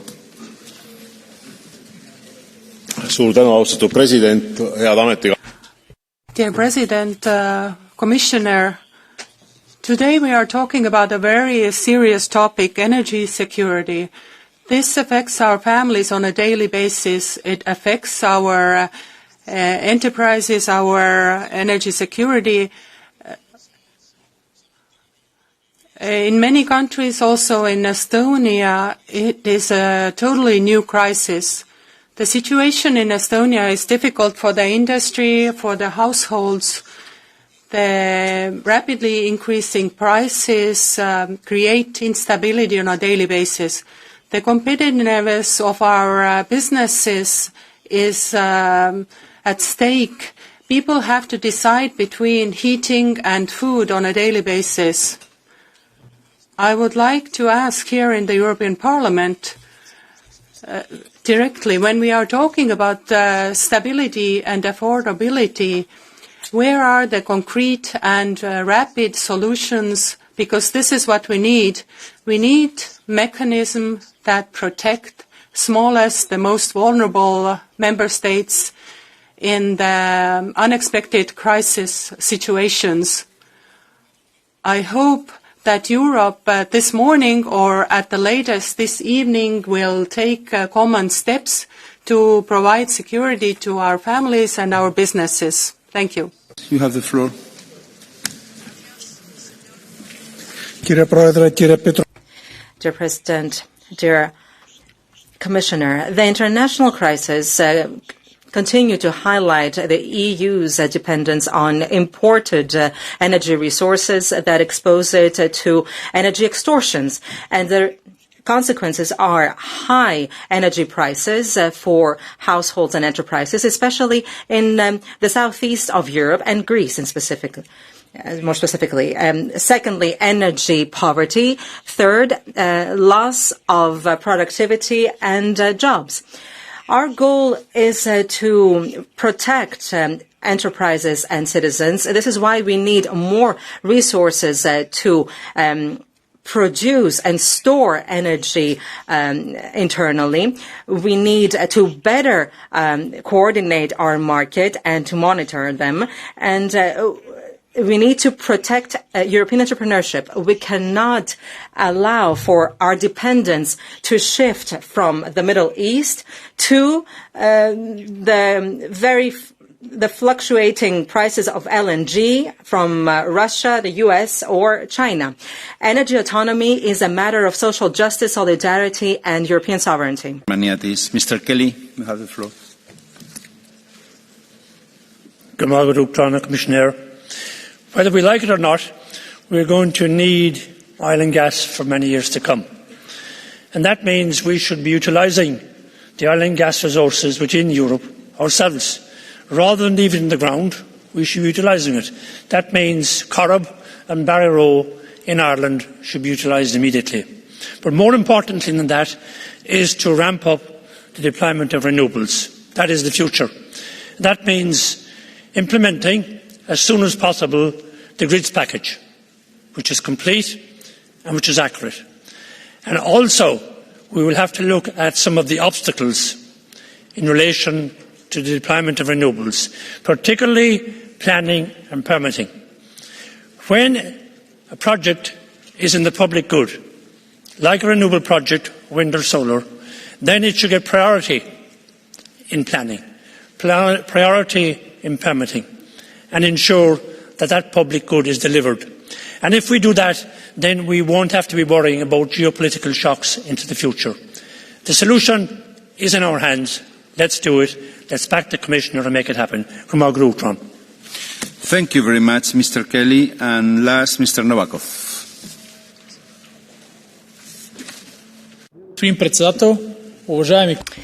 President, colleagues, when I'm looking at the prices of energy, it would be much cheaper to put in our cars French champagne and not diesel.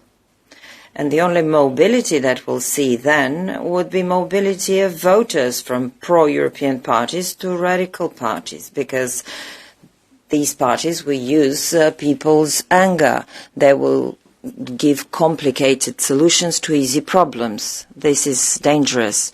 Let me suggest what we do now, because the voters usually expect our solutions and not just criticism to problems. And now there's a mission which is called Aspides. It is in the Gulf. It has only 2 ships instead of 8. And its aim is to protect trade ships from attacks. It should be very well weaponized with frigates and mines so that all shipments reaches. Then people will know that the European Union takes care of their pockets. Thank you. I have received 15 requests for Catch the Eye. I cannot attend all of them. So I will try to be as fast as possible. I will cut the speakers after 1 minute, and I will try to arrive to 7 speakers. Attending to the order of the Catch the Eye, how the Catch the Eye is being asked for. First is Mr. Stier, seat 682. Hvala predsjedniče. Thank you, Chair. I must react to a statement that was just made in this debate, according to which the oil supply to Hungary and Slovakia is endangered. That's not true. What is true, though, is that the Druzhba pipeline is not working due to the Russian aggression on Ukraine, but it's not true that the supply to Hungary and Slovakia is endangered because they are already using an available alternative, which is the Adriatic pipeline. We've received the 7th ship to the LNG terminal in Croatia that is supplying oil to Hungary and Slovakia, and the statement according to which their oil supply is in danger is not true. There is an alternative, and that is the Adriatic pipeline.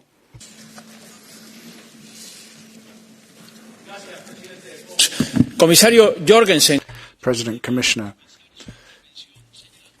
Jorgensen, you did well to start your speech by talking about historical crises when fuel prices went up, so the Suez crisis, the Netanyahu-Trump attack on Iran, etc. I mean, all of these crises have had massive effects, particularly on the middle class and workers. Now, the second part of your intervention said that it's crucial not only to make recommendations to member states, but also to point out good practice, such as what the Spanish government is doing. I mean, we have seen them acting to prevent price increases, and what they've done has worked. But the third point is that there's no way that we can get round the decarbonisation of the European economy. That's exactly what we need to do. We need to break our toxic dependency on fossil fuels. Thank you. Mr. Tinkinen.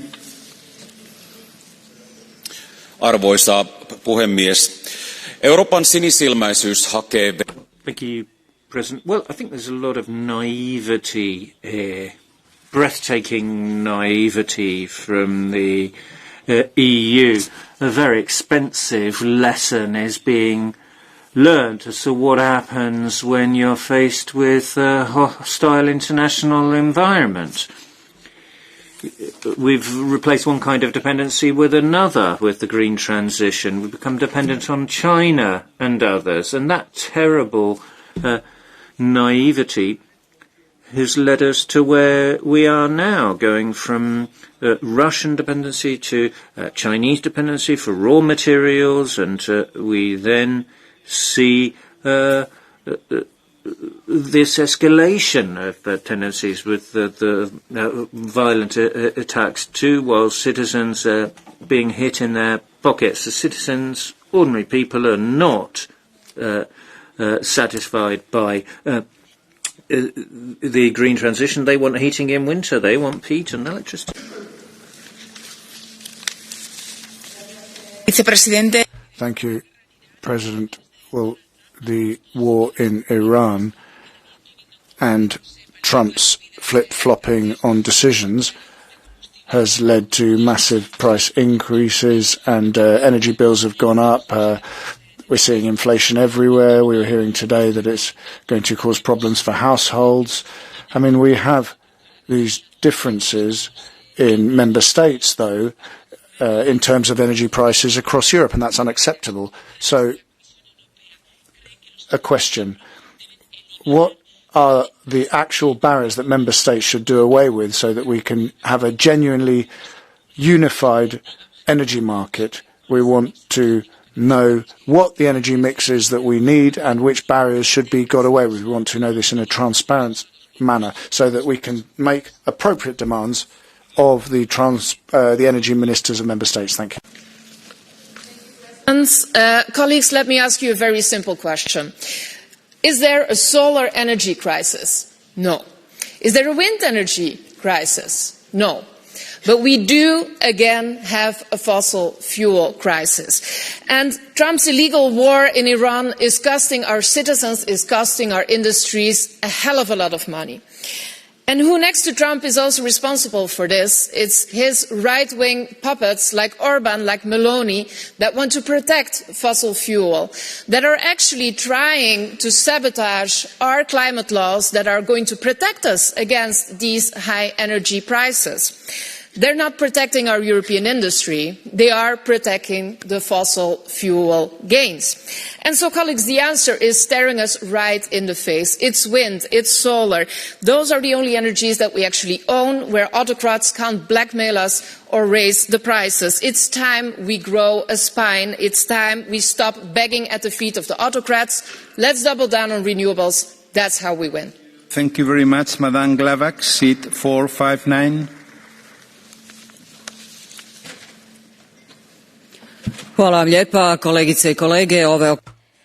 Thank you very much. Dear colleagues, these dependencies expect of us to act swiftly, and this is why I would like to share with you what the Croatian government did. We have adopted a 10th package of measures with 10 billion euros, which is directed at mitigating the growth of prices and to protect citizens. The main focus is limiting the prices of electricity and gas to prevent shocks to households and the economy. For citizens, the price of electricity in Croatia will stay the same until October this year, and the most vulnerable will receive 70 euros per month. The entrepreneurs also are seeing limitations in prices of electrical energy, and the state is also limiting the prices of gas, and the package includes support for the agriculture, students, and investing in renewables. Politically speaking, this is a reaction to the global crisis and promotes social security and maintains economic stability. This will be also an excellent example for the countries in the region. Seat 536.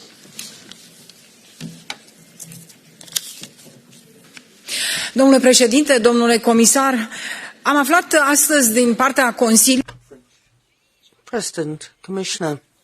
Today I've heard representatives from the Council say that there's no danger, that we shouldn't be scared in terms of energy security. Let's be realistic. Yesterday I met representatives from various industrial sectors, with the steel sector, construction, the cement industry, and so on. And all these people talked about energy prices even before the Iran price. The cost of energy in Romania was 3 times higher than anywhere else. We need to stop being dependent. We have to be have a plan for producing energy in Europe. We have to be ambitious, but our ambition must be linked to realism. Accounts talked about accessible price. An accessible price is not the same in Luxembourg as in Romania. 400 euros is a retirement pension. In Romania, 600 is an income. But in a chair of the EPP, my friend Mr. Schipper. Thank you, Mr. President. It's a whole different feeling up front here. Japan takes 60% of its energy from imports. And they use ships for this. And these ships, they travel through a very narrow strait. And recently, the so-called maritime militia of China garnered thousands of boats there. and they did concentrated maneuvers showing how vulnerable Japan is. When a geopolitical opponent decides to block American trade for their fossil fuel imports, and how bad this is for Japan's geopolitical situation. Fortunately, we are not into that situation. Thank you. Thank you very much, Mr. Sipper. Mr. Commissioner, if you want, you can close the debate.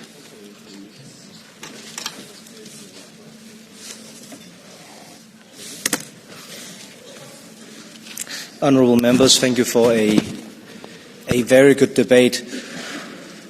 I'm grateful that it seems like there is a clear majority in this House who shares the analysis that the real problem for us in Europe when it comes to energy is our dependency on fossil fuels. It's a problem for our security, it's a problem for our prosperity, and it's a problem because we need to get rid of it to fight climate change. Now, to those of you who argue that the way to solve the present crisis is to go back to more fossils, I'll say that's like trying to prevent diabetes by telling the patient to eat more sugar. It will do the opposite. It will hurt us. It will make us more dependent. Every year, we import for more than 370 billion euros worth of fossils. Maybe it's a good idea to change that.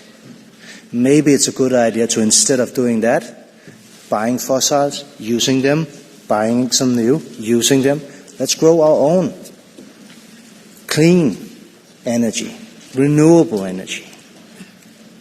And to those who say, let's start buying Russian gas again, I will say no more, never again. Not one single molecule ever again. Russia has used energy against us, weaponized it against us. Russia has blackmailed member states of the European Union. And the worst thing, of course, Russia has used the profits from selling energy to us to finance its terrible war in Ukraine. Never again. Thank you. Thank you very much, Mr. Commissioner. Madame Rauna, on behalf of the Council, yours the last word. Thank you, Mr. President, honourable members, Commissioner. Thank you very much for this important debate, for the valuable insights. I think across the board in this debate, there has been agreement that we need to act with urgency on energy independence for our Union. The Commissioner referred to successive crises, and I would say that at every crisis we have learned a lesson. This is also the time to act on the lessons we're learning from this crisis. There were a number of you that referred to the ETS, and let me be clear. The ETS has played an essential role when it comes to energy transition. Competitiveness and the green transition are not opposing forces or objectives. I would say they are mutually reinforcing. At the same time, we do not operate in a vacuum. We need to be honest about the context in which we are in. European industry and our households are under immense pressure from the energy costs rising, also in light of this war in Iran and the situation in the Gulf. And so we must act without lowering our ambition to the destination, but at the same time while being flexible and while modernizing. The European Council last week, I believe, marked significant progress when it comes to addressing high energy prices in the short term and then in the long term also for advancing energy independence. At the same time, we're well aware that there is important work ahead of us. A key part of that will be carried by the Council, and what I can assure you is that under the leadership of the Cyprus presidency, we will continue working intensively, closely monitoring developments in energy prices with the core objective to mitigate risk to security of supply in close coordination, of course, with Member States. Thank you very much. Thank you very much, Madam Rauna. The debate is closed.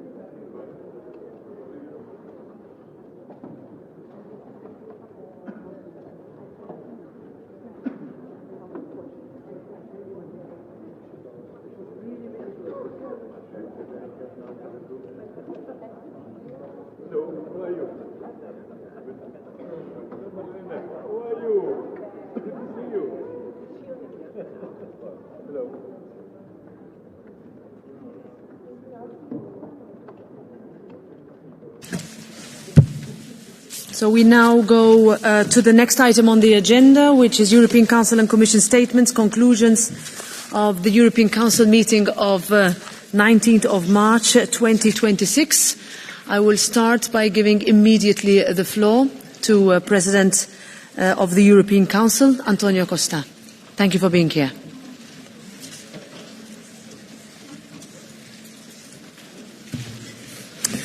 Dear President Metsola, dear Commissioner Dombrovskis, honourable members, a lot has happened since our last plenary discussion 2 months ago. The world around us has become even more geopolitically unstable. We are now faced with the direct and indirect consequences of developments in Iran and the Middle East. Meanwhile, none of the other challenges around us have gone away, especially as Russia's war of aggression in Ukraine continues into its 5th year. However, in the midst of the geopolitical context, Europe is continuing to pursue an ambitious economic agenda, and in fact that agenda is becoming more urgent by the day. I came to you just a few days after a European Council that took decisive action on Europe's competitiveness. In doing so, European leaders delivered on the spirit of Haldenbisen, a meeting that had provided a new momentum for the European Union's economic strategy. European leaders delivered through clear, concrete targets and with ambitious and measurable timelines. I'm talking about the One Europe, One Market agenda the European Council launched last week. This is an ambitious action plan to be implemented until the end of 2027, but mostly during this year of 2026. Let me outline some of the priorities we agreed on. We will focus on the completion of the single market, in particular by tackling the already identified terrible 10 barriers by March 27. Furthermore, leaders want to see swift progress to improve the mutual recognition of professional qualifications to ensure the mobility of workers in Europe. By the end of 2026, the leaders expect the endorsement of the Commission's newly presented proposal to create a single voluntary 28th regime for all companies wishing to adopt it, to help them to operate seamlessly and with a single set of rules within the European Union.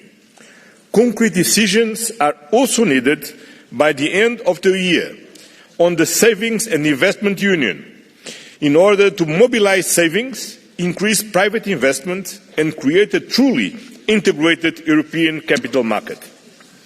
We also need to urgently continue with our ambitious simplification agenda to reduce existing red tape, but also ensuring that new initiatives are in line with the simplicity by design principle. Simpler rules and less gold plating by member states. That is also why European leaders have called for regulations to be favoured over directives. Beyond the single market and simplification, the European Council underlined that we need to take determined action to increase our strategic autonomy and reduce dependencies. In strategic sectors and technologies, a target and proportionate European preference is needed. And in this regard, the Industrial Accelerator Act should be agreed by the end of the year. Last but not least, it is clear that high energy prices are one of the biggest challenges for the competitiveness of the European Union.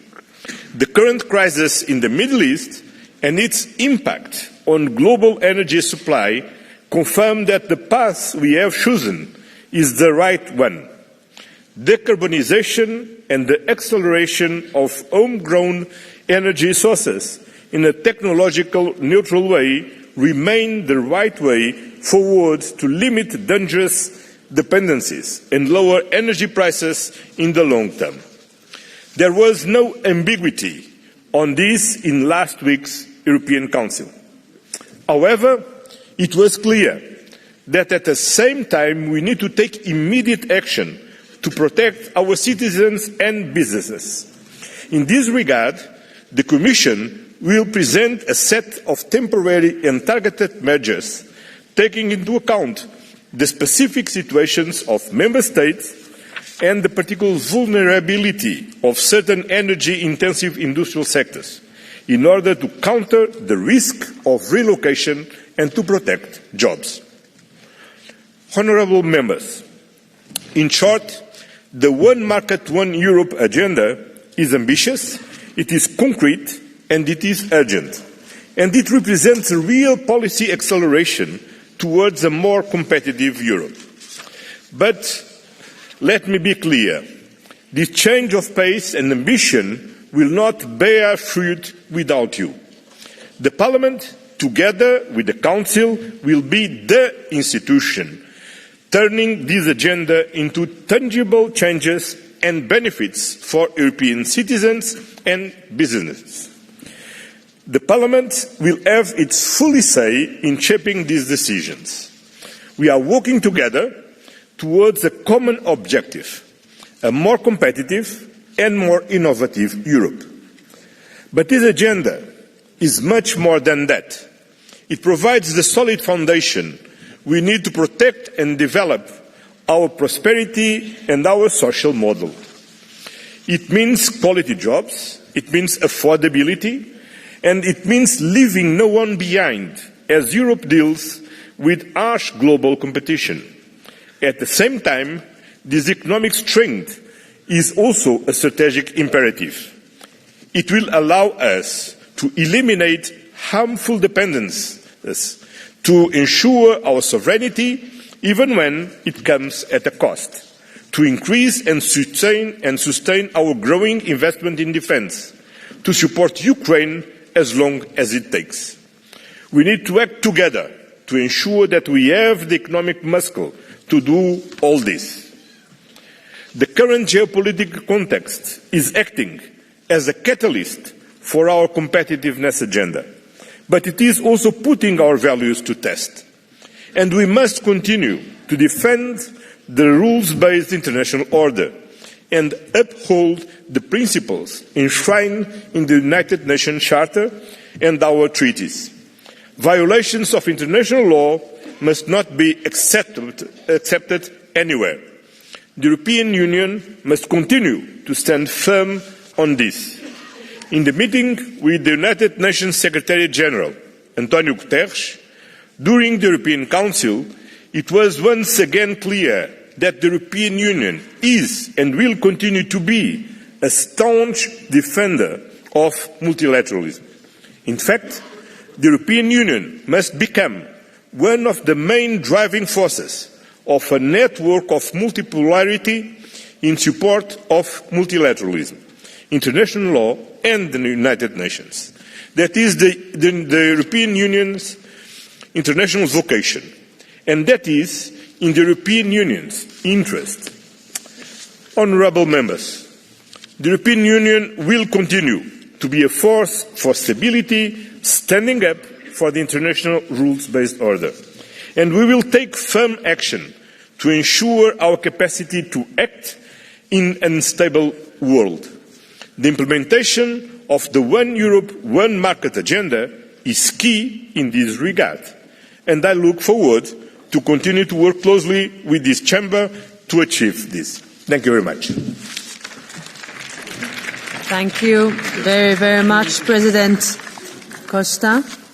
I give the floor now for the Commission to Commissioner Valdis Dombrovskis. You have the floor.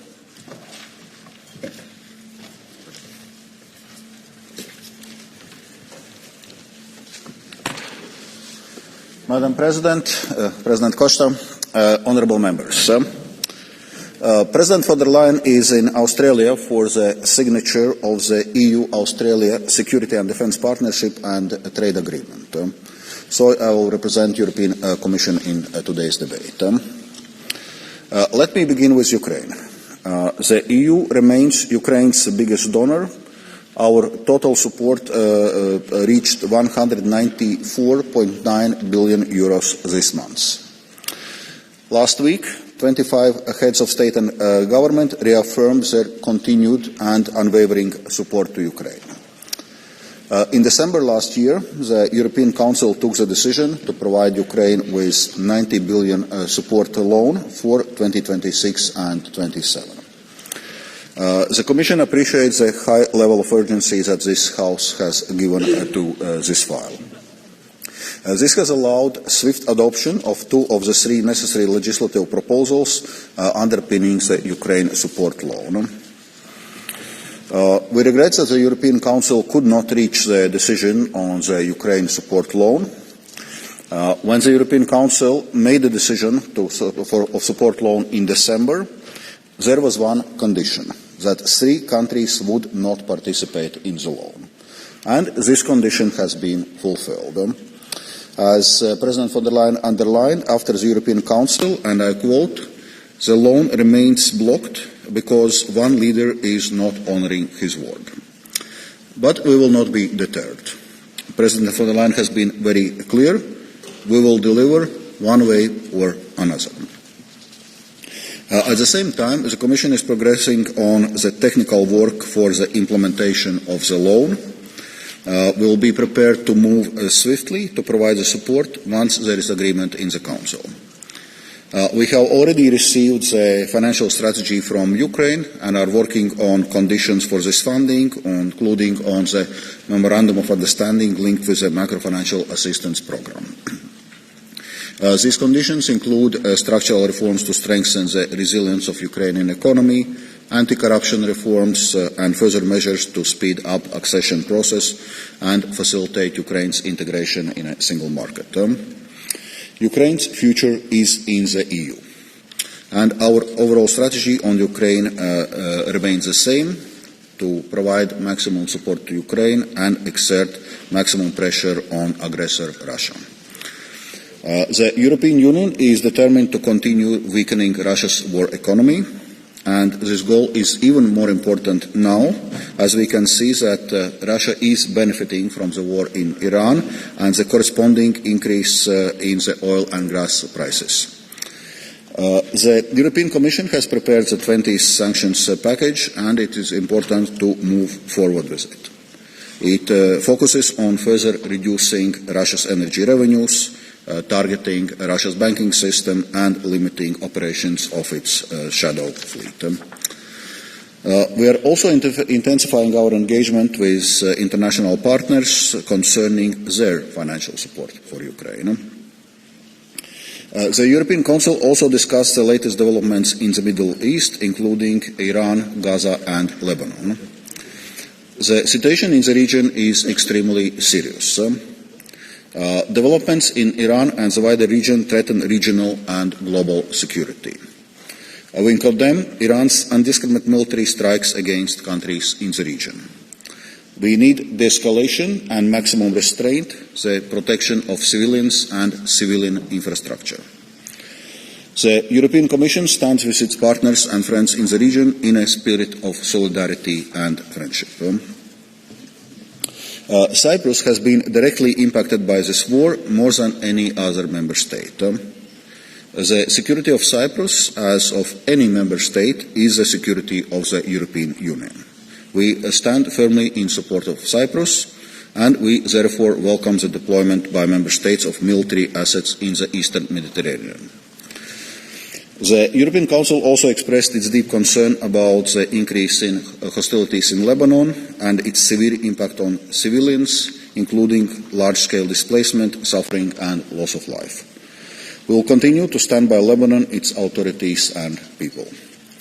The European Council also discussed the deteriorating situation in Gaza, calling on Israel to allow immediate, unimpeded access and sustained distribution of humanitarian assistance at scale into and throughout Gaza. Earlier this month, the Commission announced €458 million in humanitarian aid for Palestine, Lebanon, Syria, Jordan, and Egypt in 2026. The war's most immediate impact on Europe is through energy.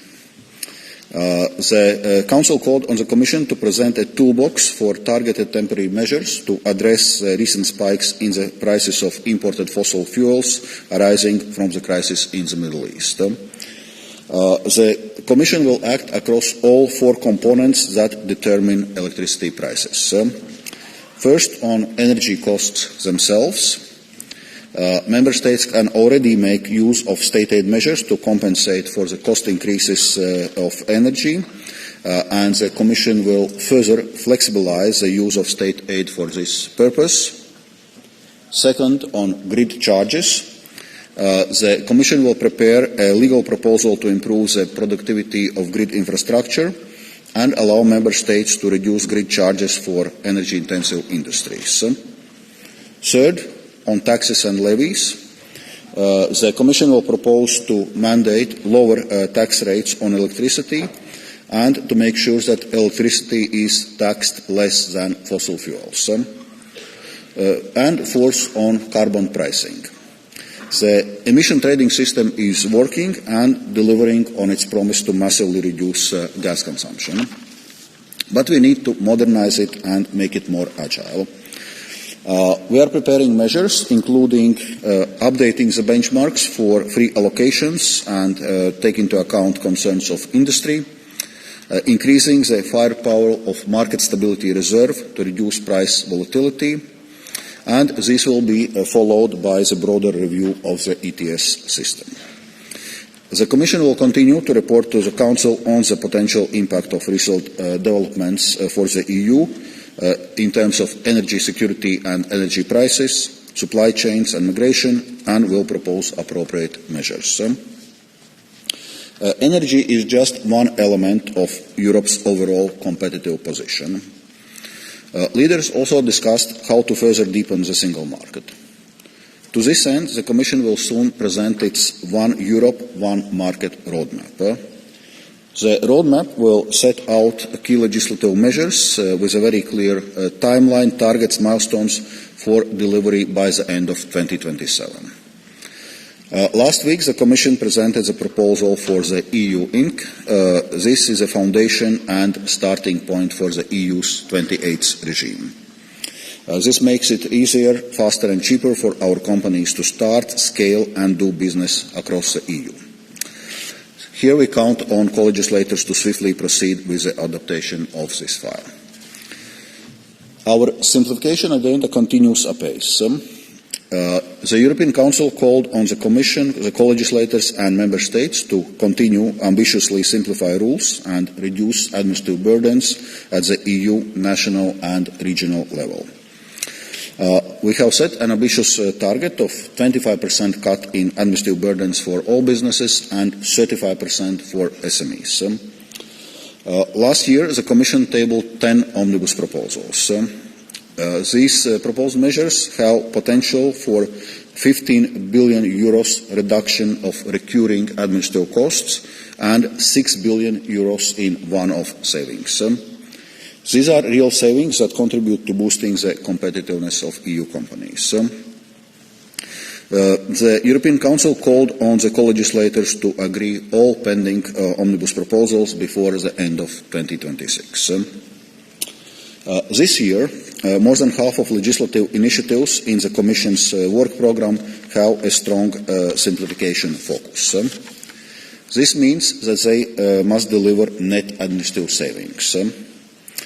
In addition to further omnibus proposals, the Commission will introduce simplicity by design approach to future rules so that we improve the governance and development of legal texts. Finally, in the broader context of a further deteriorating geopolitical environment and Russia's war of aggression against Ukraine remaining an existential challenge for the European Union, the European Council also reaffirmed its determination to decisively ramp up Europe's defence readiness by 2030. The leaders also took stock of the progress on migration and held a lunch with UN Secretary General Guterres. And finally, leaders decided that the discussions on the next multi-annual financial framework would be postponed to the informal meeting of heads of state and government on 23rd and 24th of April in Cyprus. To conclude, honourable members, we must continue to act with determination and focus to address challenges we face. This is the only way that we can ensure that Europe remains resilient, prosperous and sovereign in a rapidly changing world. Thank you, and I look forward to today's debate. Thank you very much, Commissioner Dombrovskis. I'll now start with the speakers on behalf of the political groups, starting with the EPP Group, Dolores Montserrat. Thank you, President, Council, President, Commissioner. The European Council has made it very clear. There's no government defending this war, but there's only one government, Sanchez, which is using it for electoral propaganda. We're concerned about stability, security and peace. It's very clear to Europe who our partners are and who constitutes a threat. The Iranian regime represses its own people, and especially women, and it's a threat to the Middle East. It's an authoritarian regime, and it is responsible for this collapse in the Middle East. The EU cannot only look on and react. So we're pleased to hear this call for greater competitiveness from Council. We need to eliminate obstacles, simplify, ensure that we truly have a single market, because a lot of the barriers Europe faces are internal. It's because we have 27 different national legislations and we have practices which hinder integration. So we're pleased to see the 28th regime. We need less red tape for greater competitiveness, turning Europe into the best place in the world for entrepreneurship, investment and growth. We can grow from crises. We've done it in the past. We can grow in terms of our strategic autonomy and our resilience and independence in the world with cheaper energy too, so that we can compete with the giants. The EPP will be at the forefront of that progress as it has been in the past, because Europe cannot afford another decade of indecision. It's a clear choice now: fragmentation or integration, delay or integration, 27 different national systems or a true single market. Europe's time has come. Europe can write its own history, not sit back and wait for others to help, not end up carrying around a begging bowl, but taking decisions for itself. The floor to the chair of the S&D Group, Irache Garcia Perez. Gracias, President. Thank you, President. President, Commissioner. How much more destruction do we need for us to face up to reality? How much more evidence do we need to denounce an illegal war that never should have started? Mrs. Montserrat, the commitment and efforts being made to try and say that Mr. Sanchez is alone show that you're denying reality. Those who are more and more isolated are you. Prime Minister Sanchez has become the person who leads a clear response of European citizens in defending multilateralism and international law, because 1 month ago Trump promised a rapid war, a war that would last 4 years. But where is the freedom for the Iranian people, which everyone wanted to see? What's the result? The dictatorship of the Ayatollahs hasn't fallen, but over 4,000 Iranians have. More than 1,000 civilians in Lebanon, 800,000 displaced people. Gaza continues to be destroyed in silence. Iran is attacking the Gulf states. The Strait of Hormuz is closed, and the world is facing an energy crisis which is unprecedented in nature. That's the result. Those who have so far been silent, are they going to call out Trump and Netanyahu's violations of international law? Yes or no? Silence is complicity. And make no mistake, this war is not only destroying people's lives over there, it's also affecting our citizens here. Oil has reached $120 per barrel, gas $60 per megawatt. And with the increase in energy prices, we're seeing inflation, a collapse in consumption, businesses are shutting down, and we're seeing more unemployment and inequality. And in the midst of this tragedy, we hear Trump saying, well, if the oil price goes up, it's better for the US. But who does he mean? Does he mean families who can't fill up their petrol tanks? Does he mean workers who see their shopping getting more expensive? No, he means big oil, because that's the uncomfortable truth. This is a war that benefits the few and impoverishes the majority. And that's why we say enough hypocrisy, enough looking the other way, because we have to protect our families and our SMEs before it's too late. We have to say it loud and clear. Dismantling the Green Deal, like the Popular Party and the fake far-right patriots want, is not a solution, it's the problem. It would mean condemning us to continue to be dependent on fossil fuels that fund wars. The only way out is to speed up the green transition, renewables, strategic autonomy, clean energy. We will not have this crisis used as an excuse to weaken the emissions trading system. Do not dismantle it. Don't shift the cost of pollution onto citizens. And while we're talking about responsibilities, we shouldn't ignore those who are blocking European solidarity. Orban's veto on the 90 billion loan to Ukraine is shameful. Ladies and gentlemen, Europe cannot be held hostage by external autocrats or their internal accomplices. Europe was not created to prostrate itself to the powerful. If we don't defend our principles when they're really put to the test, then we're no longer what we say we are. Because peace is not weakness. Peace is the greatest possible act of political courage. And Europe has to measure up. Thank you. Thank you. I give the floor now on behalf of the PFC Group to King Agal. Elnök asszony, elnök úr, biztos úr. Mi patrióták azt várjuk. Thank you very much. We patriots expect the Commission and the Council finally to make decisions that ensure the safety of European citizens. We expect them to protect citizens against terrorist and anti-Semitic acts, against a potential new wave of migration, and to guarantee Europe's energy security, but it's not happening. The energy crisis caused by the conflict in the Middle East is only exacerbated by the deliberate shutdown of the Druzhba oil pipeline by the Ukrainians, seriously jeopardizing the energy supply of Hungary and Slovakia.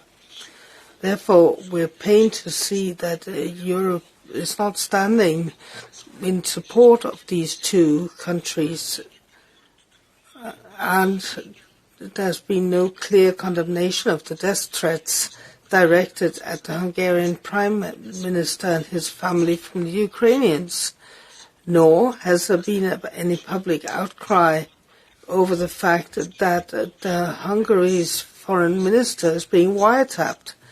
There would have been an outcry if it had been somebody from another country. They openly want a change of government in Hungary to remove the Prime Minister who stands up for national interests, so they believe that anything goes, whether it be withholding funds, blackmail, an oil blockade, threats or wiretapping. Today, 18 days before the election, the Commission decided that Hungary alone, a neighbour of a country at war, will be excluded from funds intended to strengthen Europe's defence.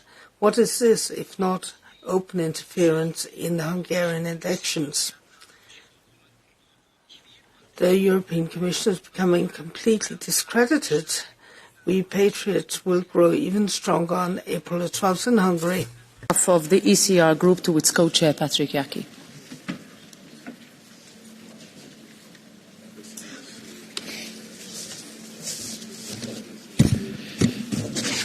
Dziękuję Pani Przewodnicząca, Panie Komisarzu. Well, thank you very much, President, Commissioner, President of the Council.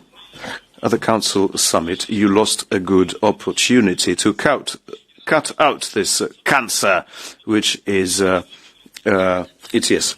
When ETS was introduced, the cost was €15 per ton. Now it's €60 per ton. It was supposed to lead to energy transformation, to lower energy prices. So let me ask you, what now? When ETS was being introduced, the average gross price was €30–40 for 1 megawatt hour. Now it's €80, so a lot more. When ETS was being introduced, an average price for households was 12 cents per kilowatt hour. Now it's 29, 100% more. So let me ask you this. Did you give us cheaper energy or more expensive? Before we had ETS, the EU was economic global power comparable to the US. Now, per capita income in the US, which rejected this crazy energy policy, now the US is twice as rich as we are. We were supposed to be richer, we are poorer. We were supposed to have cheaper energy, we have almost the most expensive energy in the world. We were supposed to be more competitive, well, less competitive, and our industry is being destroyed because of what we have done. We were supposed to be an example and lead others to lower emissions elsewhere. So what is happening? Other parts of the world are taking over our industry and they emit even more CO2. So let's call spade a spade. ETS and your whole green policy is a dead man walking. We are rejecting this fact. We are trying to put some makeup on that zombie, put a skirt on it and send it to a ball. Now, Europe deserves a free market of energy, free of ideology and ideology-driven taxes. We could be competitive again. Thank you. I give the floor to the chair of the Renew Europe Group, Valérie Hayer. Merci, Madame la Présidente. Thank you, Madam President, Commissioner, President. You've talked about the competitiveness roadmap and progress made there. You can count on Renew's full support for that, as ever. But there's something else I wanted to mention about this European Council. It was supposed to be about clarity, robust unity. We're faced with a war in Ukraine, external pressures. The EU should have been speaking with one voice. But it's not what happened, is it? Once again. Because within our EU, one member state deliberately decided to block our collective response, to block our helping hand to Ukraine. I'm talking about Viktor Orban's Hungary, not just defending its own interests in its words, but sabotaging the entire EU. And to whose benefit? Vladimir Putin's benefit, nobody else. It was our suspicion, but now it is clear with the Hungarian foreign minister. So, President, what we need to say now is that we're not talking about reaching agreements or not reaching agreements. We're talking about a vital political question for the EU. How can we be credible on the world stage if we've got people stabbing us in the back right within our own house?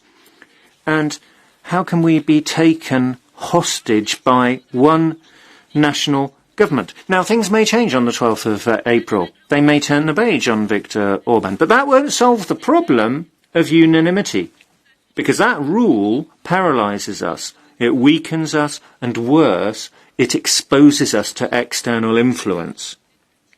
Dear fellow members, we need to be brave enough to say this clearly. Our institutions are vulnerable. People find their way round foreign powers, weaseling their way in to destroy us from the inside.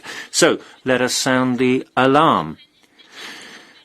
Patriots say they're defending sovereignty, but they're actually defending Putin, Trump or Xi Jinping. AfD, Rassemblement National, Fidesz, Vox, Chega, whether they be voting together with ECR or others, when they have these votes against Russian sanctions, when they are supporting Trump and US online conglomerates that don't want the DSA, they're not defending the people of Europe then, are they? They're defending foreign interests at the expense of the people of Europe. And that would be considered treason, consorting with the enemy in a national context. So we need to do that at EU level too. Let's stop being so naive. When we hear these disgusting revelations about spying, about espionage going on, and journalists being stifled, we need to act. On behalf of the Green Group, its co-chair, Terry Reintke. Colleagues, Orban blocking urgently needed European support for Ukraine. Trust me, millions of Europeans are asking themselves how much longer the European Union and especially the member states will just let this happen. And honestly, maybe some of the right of EPP think that what Orban is blocking is a left and green agenda. But this is nonsense. It is your agenda. It is EPP's agenda, your political demands, your credibility that Orban attacks every single day. And quite successfully, I must say. As you stand there and let it happen. And more than that, you cooperate with these people. The people on the far right are not your potential allies. They are your political enemies. They despise what you have built in the European Union. They want to destroy your political movement, your political legacy, yet still you work with them. After this European Council, everyone must ask themselves, when will you finally make a cut in working with these people instead of moving ever closer to all of those who do not only betray Ukraine, but Europe and everybody who believes in democracy and freedom? Thank you very much. Thank you, Ms. Reintke. Now, on behalf of the Left Group, I give the floor to Özlem Demirel. Dankeschön, Frau Präsidentin. Thank you very much, President. When the US bombed Iraq and other countries, they said it was because of toxic gas. Current bombing of Iran is being justified by the idea that the country has nuclear arms. That is obviously a lie. Iran doesn't have any, Israel does. It's not a matter of democracy or human rights. It's a matter of creating a new order in the Middle East. Israel is escalating the war in Lebanon. The US wants to defend its global dominance. And populations worldwide are paying for this destruction, death, and higher prices. Nobody is saying anything to the US or Israel, and everybody is blaming Iran. That is having two different yardsticks. We could stop delivering to Israel. You could terminate the cooperation with Israel. You're complicit in this war. It is a case of two different measures. To the chair of the ESN group, René Aust.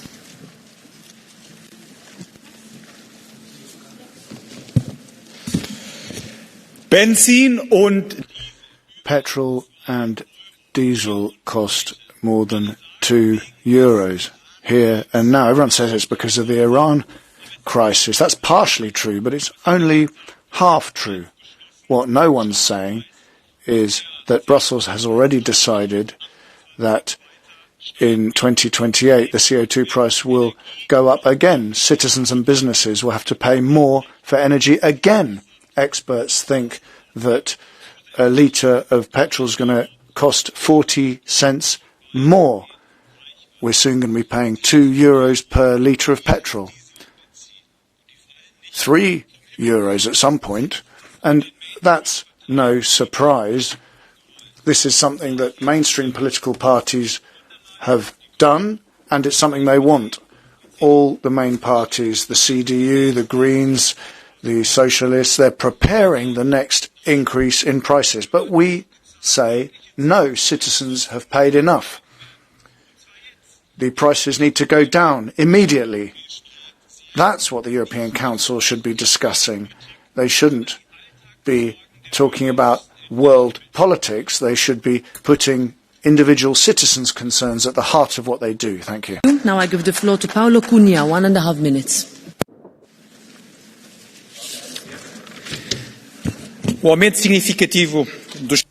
As we see fossil fuel prices shooting up, we see a major immediate impact on supply chains and ultimately the prices of products and services. So as we see these external shocks, we have a systemic difficulty which is very hard to tackle nationally.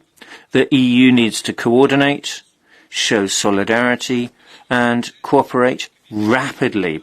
This energy shock is also due to the fact that we were proceeding towards a decarbonisation of energy and doing away with our dependence on fossil fuel in order to achieve energy sovereignty and autonomy. But that was an incomplete process. So we now need to ensure that we are ever more committed to that path, to achieve that energy transition. We need a gradual reduction in energy dependency on Russia. The war in the Middle East could also spur us on to achieve our strategic autonomy and energy independence. Portugal has done a lot with infrastructure through renewable sources, for instance, which are now 80%, accounting for 80% of electricity production in Portugal in 2025. The grid can be boosted throughout Europe in such a way as to increase our energy autonomy. 1 minute. Thank you very much, President. Well, I decided not to read out my speech. I want to speak more freely because I really think what Council President Costa said was so important. We are living in challenging times. Europe is threatened. We have war around us. The war in Ukraine is threatening us as well. But I do believe that there is hope. Yesterday we had an election in Denmark. 12 parties were elected to the parliament, a very fragmented political landscape. I'm happy to say that my prime minister was doing well. My party is the biggest, but we are divided on a lot of questions. But yet we have decided that we want to sit down, find political solutions together. Because we need to work together. We need to solve the problems people have, and we need to have peace. But the only way to deliver on that is that we find ways to working together. And therefore I have to say that Hungary needs to come into the fight. We need to have them on board, but they have to realize that we need to help Ukraine, for instance. But we need to work together. Otherwise, we will not solve the problems. And I think that I'm happy to say that Denmark can maybe be the role model for how we do it in Europe. Thank you very much. Thank you. Nächster Redner ist der Kollege Penel. Thank you. Our next speaker is Mr. Penel. Dans les conclusions du In the Council conclusions from the 19th of March, it states that we have to reduce our dependencies. Who are they trying to fool? After the terrible Mercosur treaty that was imposed by the European Commission, now, on the 24th of March, we have a free trade agreement that's been signed with Australia. And as was the case for the South American treaty, it's our farmers who are going to pay the price. 25,000 tons of beef, lots of powdered milk, butter, etc. It's all going to be imported from Australia now.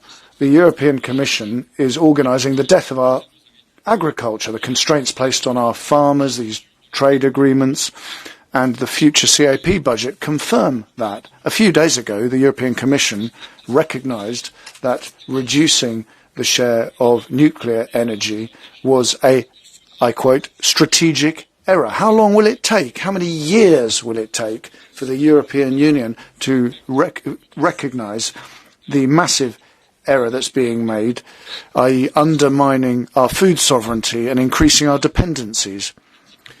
Anger is increasing in the countryside against your policies. We warned you.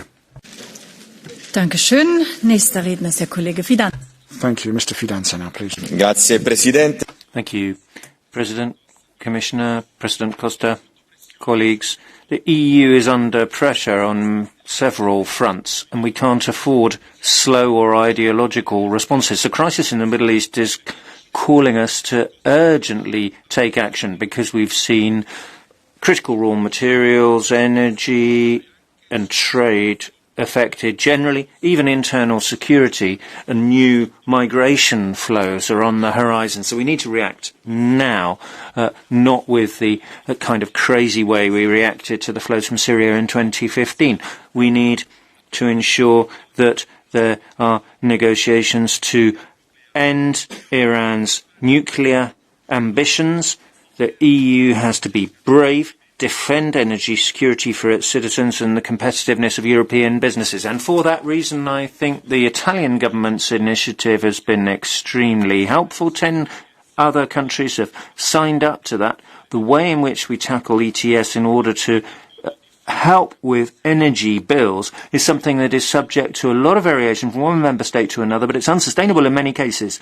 And taking this together with CBAM, we end up with a double whammy that means you have a kind of environmental tax, which is only encouraging offshoring of our industry and bringing us to our knees. So, national intervention to neutralise the ETS impact on energy bills, and we need to do away with the ideological blind worship of the Green Deal as an aim in itself. We need to look at the ETS crisis. We need to change direction. And in July, when the Commission is looking at the free quotas for renewables, they need to be brave in defending core industries and showing determination when they tackle financial speculation on carbon-emitting quotas. The clock is ticking, and we're seeing too much red tape, too much ideology, and citizens can't cope. Thank you, Mr. Kelly. Conclusions of the Council regarding competitiveness in the single market, one Europe, one market. I certainly welcome the commitments in the areas of the 28 regime and deepening the single market and removing obstacles to our competitiveness and innovation. Reference was made to our dependency on energy, and listening to the debate here, I think we live in parallel universes. The people who are complaining about our moves to reduce our dependency on fossil fuels are the same people that have been championing Orban and Putin inside in this chamber, and even more recently, President Trump.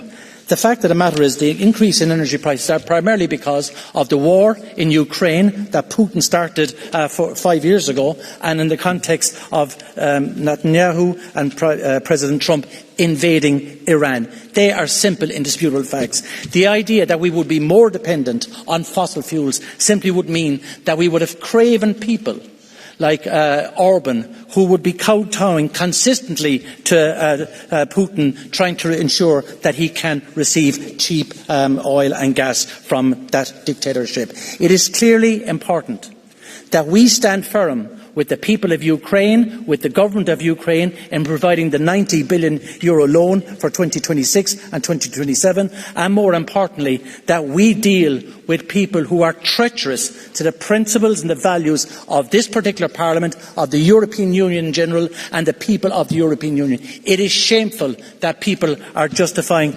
Orban's most recent kowtowing to Putin. It is a sinful, shameful act of treason to the European values. Dankeschön. Thank you very much. The next speaker is Ms. Toussaint.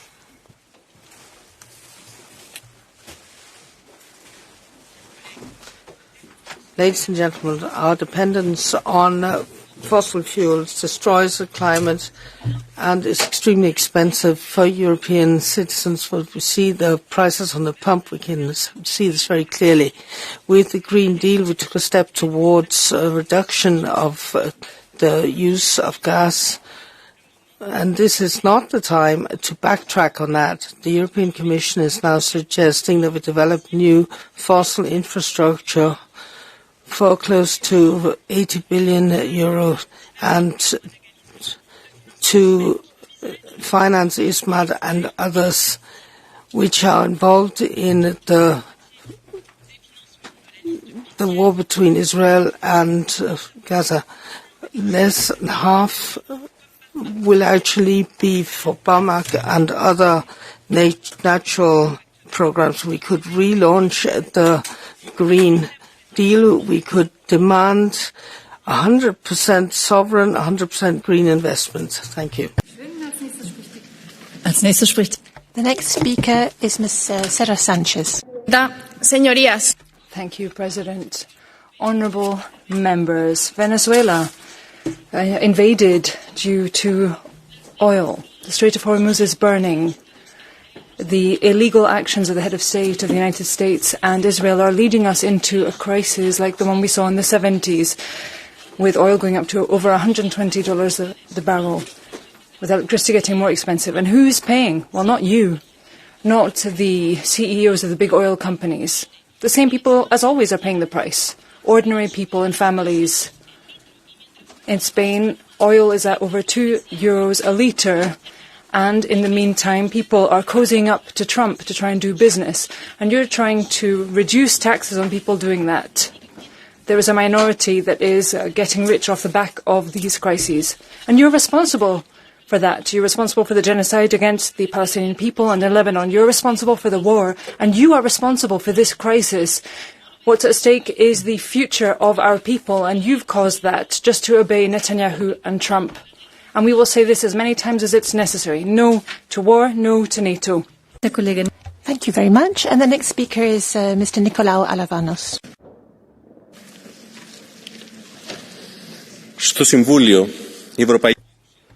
At the Council, the European Union once again parroted the false pretext of the US and Israel regarding the dirty war in Iran that's escalating, but they're leaving the possibility of providing even more support than already with the Shields operation. But at the heart of all of this are interests in energy routes and markets, investments in the Palestinian Riviera through displacement of Palestinians, the reconstruction of Ukraine, the Indian route in opposition to competitive plans by China and Russia, as well as the US. And we condemn the New Democracy government and other parties labelling our country's dangerous involvement in the war, with patriots in Saudi Arabia, frigates in the Red Sea and dozens of US NATO bases, all potential targets for retaliation. Close the bases now and bring back the armed forces which have been sent abroad. And we express our solidarity with the peoples of Iran, Palestine, Cuba and Lebanon. The Greek people and all the peoples of Europe are already bleeding for the EU's war economy. They shouldn't be dragged into the slaughter of war, and they shouldn't pay the price of war. No sacrifices for the profits of war. We have to escalate workers' and people's struggle. Greece's disengagement from imperialist war plans from NATO and the EU, and people in control. Thank you. Mr. Gahler is the next speaker. Madam President, colleagues, as so often recently, this European Council that was primarily supposed to be focusing on increasing competitiveness was overtaken by reality. When an American president is how he is, when aims, methods and arguments are changed, like a shirt every day. There's no point in the EU trying to race behind this or try to interpret something into this or discover any logic in the reasoning when it maybe doesn't exist. The war in Iran isn't our war. We are not participating. We were not consulted. And had we been consulted, we would have tried to dissuade those involved. But, of course, we are seeing the impact of this war very clearly at our petrol stations. And we feel solidarity with the Iranian people who have been suffering for decades under the Iranian regime. But we cannot unfortunately feel any hope that the people will be relieved by this attack from the air.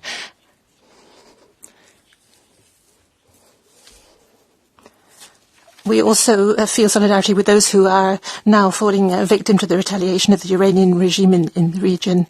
And we shouldn't be surprised, by the way, by this response. So thank you for having addressed the situation in Gaza. For the sake of completeness, you should also have mentioned the unacceptable behaviour of radical settlers in the West Bank. This is not a contribution to the peace process. But I'm grateful to you for the clarity with which you have given the position of the EU on Ukraine, and you know what the position of this Parliament is. Ms. Kellermans has the floor.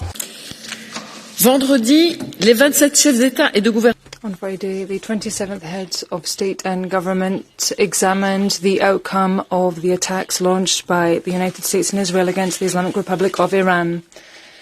The Council called to de-escalate on all sides. But just saying that this war is our war is not enough. We need to speak out strongly against this war, even if this war is striking at the heart of a bloody dictatorship. This war is having an impact across the whole of the region, the whole of the world, and indeed Europe as well. The risk to our energy supply are colossal. And that energy supply is crucial when it comes to our strategic autonomy, when it comes to protecting and safeguarding our industries and our jobs, and to guarantee affordable energy for all. We cannot accept simply throwing up our hands when it comes to finding a solution at EU level. We need harmonised action. And this crisis, furthermore, has demonstrated that decarbonisation is a major issue, and we must enhance what we are doing on that with social measures to provide support where necessary and to ensure that households and businesses have the support they need to move forward on that. Thank you. The next speaker is Mr. Deutsch.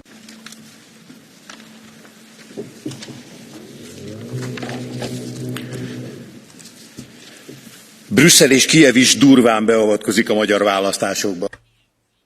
Brussels and Kiev are getting very much involved in Hungarian elections. It's a disgrace and it's illegal. They are financing the campaign for the opposition TISA party, and from Kiev there is support and threats also against the Prime Minister, and Zelensky and you have the aim of bringing down the Hungarian government. You want a puppet government in Hungary. In the last few days, we've also seen that Maja Péter and bodies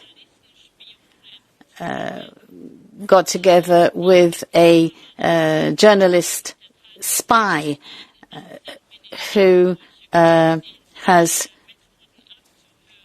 been listening in to the foreign minister using tapping methods. And the journalist also said that he had gone into an agreement with Maja Péter in order to influence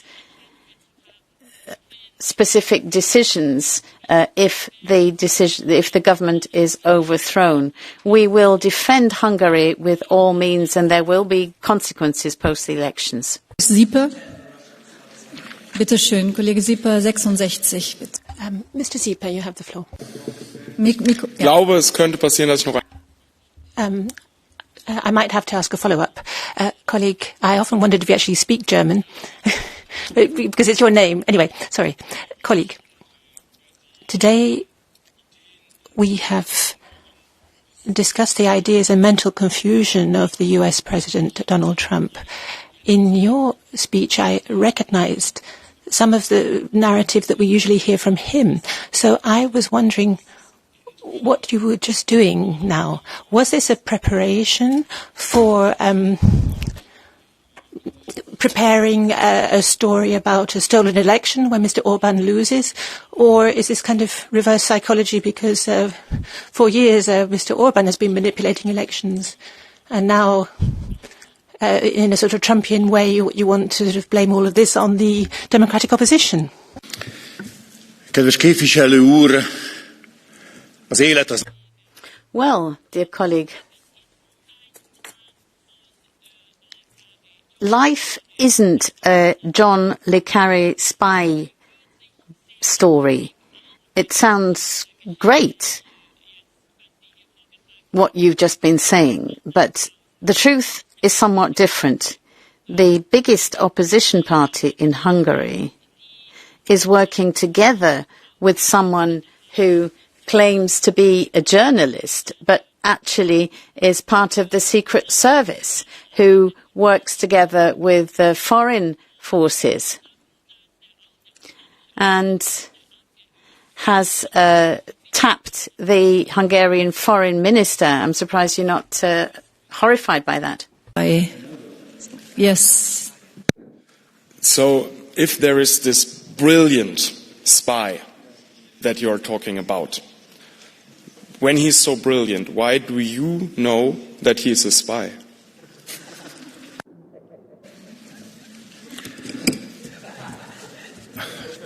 Tudja, kedves képviselő úr? Well, my dear colleague, I'm really sorry. Really sorry that you're joking about the fact that the foreign minister of a sovereign state, a member of the EU, is listened into by the secret services from outside. If that happened elsewhere, we, as the patriots, would be the first to protest. Now, what happened is that there was a recording that was published where this person who claims to be a journalist but actually is part of the secret services, is a secret agent, and he said that he had tapped the phone of the foreign minister. It does not have to be a question. It can also be a comment. I learned something every day myself. So, der nächste Redner ist der Kollege Vondra. The next speaker is Mr. Vondra. Ladies and gentlemen, I think we have to admit one thing. Our problem is not the climate. Our problem is our weakness. Our problem are that we are losing the competitiveness. And to correct this, we need two things.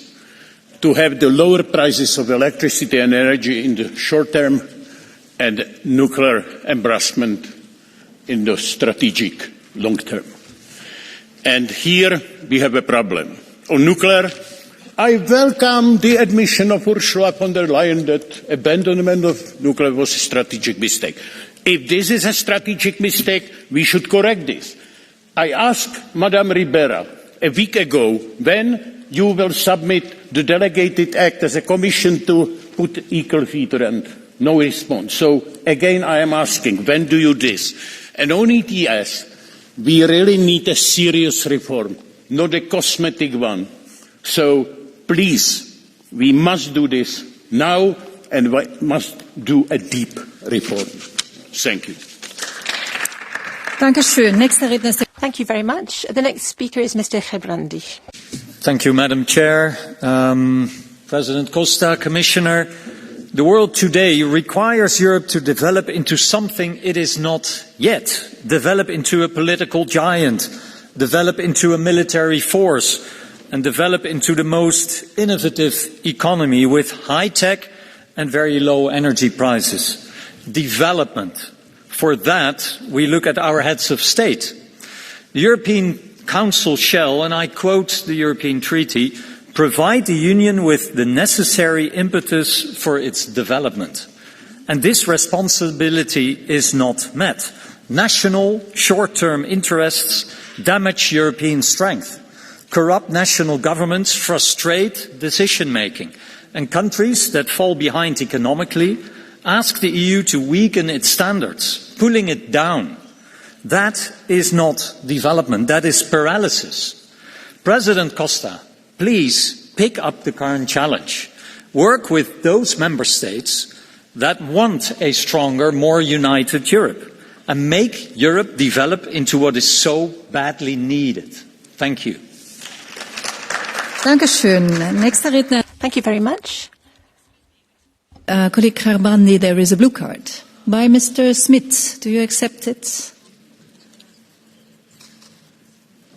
30 seconds, 158. Meneer Gerbrandy. Mr. Gerbrandy, it's odd to hear you talking about European action, but your cabinet is sitting on its hands. They're not doing anything in this crisis.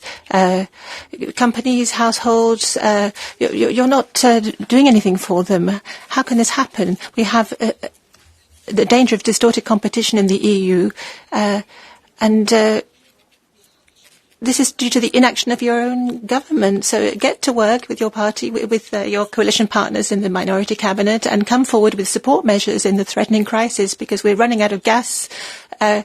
Nuclear energy has been on hold for years. We are facing a serious crisis, and my question to you is, what actions are you proposing? Ja, dank u, voorzitter. Thank you, Madam President, and thank you for this question, particularly coming from someone whose party was recently in the cabinet. A cabinet that's only been in office for 4 weeks is not responsible for empty gas storage. That is the responsibility of the coalition that your party was in. And it makes absolutely no sense to start adopting all sorts of compensatory measures at the petrol pump. You know as well as I do that rich people are the ones who are profiting most from such compensation. So we need targeted measures, and the only genuine solution, which is to switch to sustainable energy, renewable energy, as soon as possible, because Spain is much better shielded from the effect of rising fossil fuel prices than the rest of Europe. Please, 30 seconds. 158, micro, please. Yeah. Thank you, Chair. Yeah, that's very bizarre. Yeah, well, that's odd to hear this, because the previous cabinet wasn't actually in office when the biggest energy crisis ever hit that Shell has been warning about for some time. You're talking about targeted measures, but where are they? The Fisher fleet is confined to port. They can't afford to go fishing. So do something. I'm not talking about just generic measures. I'm saying that we need to do something to about the unlevel playing field in Europe. So what about targeted support for the Fisher fleet? What about support for farmers when food security is in danger? Our food sovereignty is also at stake here.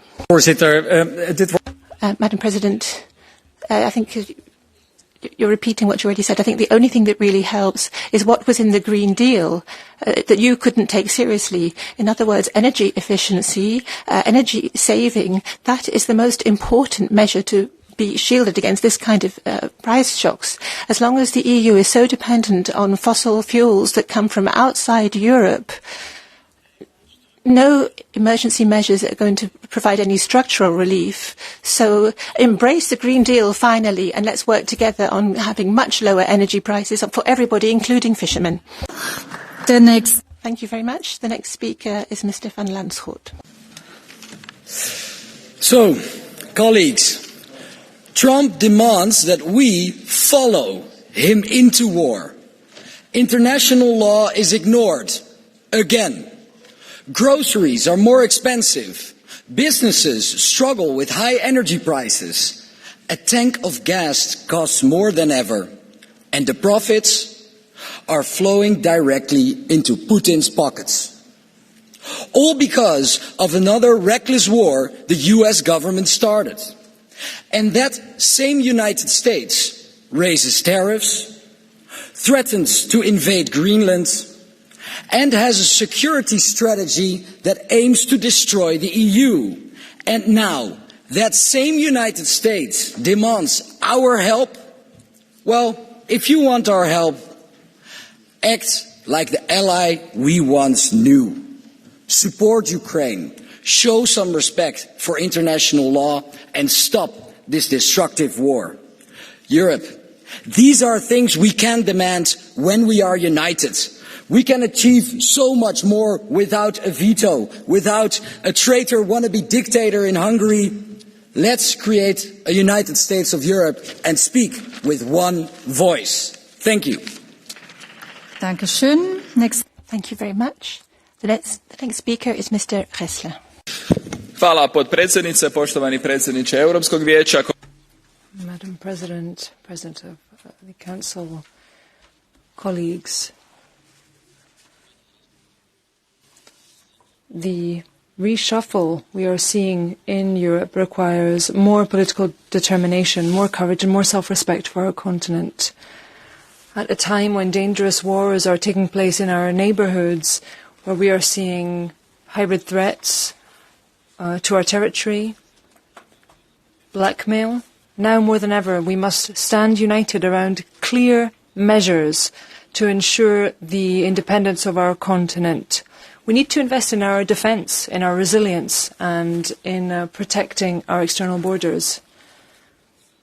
Resilience also includes enhancing the competitiveness of the EU. Our businesses, our entrepreneurs need less red tape, a strengthened single market, and more room for growth, for investment and for innovation. Then there is the matter of migration. This is still one of the crucial issues of our time. For some weeks now, Europe's determination is being tested. There is increasing migratory pressure on our continent. We are facing more and more people who are undocumented in Europe and indeed enter Europe without papers. And our citizens need answers from us. And this is an opportunity for us this week to give them that answer in the shape of the Returns Directive. Thank you. The next speaker is Mr. Reuten. Colleagues, Trump's policies once again derailed European security. Rising oil prices, sanction relief, dwindling deliveries of military aid to Ukraine are risks for Ukraine and thus also risks for us. Meanwhile, the member states' inability to deliver the loan to Ukraine is frankly appalling. They should have avoided giving Putin's Budapest assets the chance to block.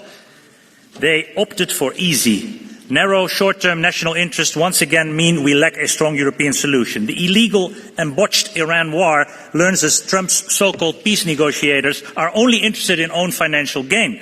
Please, Council, abandon naive beliefs that this approach can end Russia's aggression. Form a united front. Take serious action against Putin's assets in Council. Provide Ukraine with deep strike capability and an air protection zone over uncontested areas. Crack down on European companies still benefiting and enabling Putin's war and deliver the loan to Ukraine through whatever means necessary. Thank you. Thank you very much. The next speaker is Mr. Wilimski. Danke sehr, meine sehr geehrten Damen und Thank you, ladies and gentlemen. Well, whether this is a debate over the Council, if it's a parliamentary debate, well, that's one thing. The question is, how can we, and when I say we, I mean the EU Commission and the left here in this Parliament, how can we prevent Viktor Orban not being elected again, and this 90 billion how can we ensure that it goes to our friend Zelensky? This is completely the wrong way, and the reproaches against Viktor Orban and the Hungarians become more and more absurd. For example, the foreign minister and contacts with other foreign ministers. Of course he has to have contacts. Obviously, Orban himself probably has contacts in the White House as well. Remember the photos where he was sitting there in the White House because he had an exclusive meeting with the US president, whereas other heads of state, Merz, Macron and von der Leyen, were sitting here and weren't being taken seriously. So I will appeal to you, stop manipulating Hungary and its voters, and stop refusing them money. Let them have free, uninfluenced votes. No one knows better what is good for Hungary than the Hungarians themselves. Thank you. Thank you. The next speaker is Mr. Smith. Mevrouw de voorzitter. Madam President, Commissioner, fuel and energy prices are through the roof. Our fishers and farmers have their backs against the wall. The EU needs to act and act quickly. The minority cabinet in the Netherlands is doing nothing, while other countries are taking support measures for their fishermen and for farms. Our government is just waiting and seeing. Commission needs to ensure that we don't have competition distortion developing in the EU, so that the Dutch citizens don't become the victims of their lazy government. So I call on the Council and Commission to come forward with a coordinated European programme for national support measures, in particular for the stranded fishers' fleet. And please suspend the ETS, review the ETS, have free emission rights for our industry, and don't forget the threatening crisis with regard to fertilizers. We're going to see shortages in artificial fertilizer because of the closure of the Strait of Hormuz. Give farmers more opportunities to use animal dung so that they can use this. Our food security requires urgent action. Please get to work on this straight away today. Thank you. I now give the floor to Mr. Cotrim de Figueiredo. Vielen Dank, Frau Vorsitzende. Mr. Commissioner, Presidente Costa. O Conselho Europeu da semana passada inovou numa... The European Council last week was innovative in one respect. It now has specific plans and not just a set of intentions. That's clear, but now it's about implementing those plans and indeed implement them swiftly. It's important to be swift when it comes to energy, defence, industrial policy.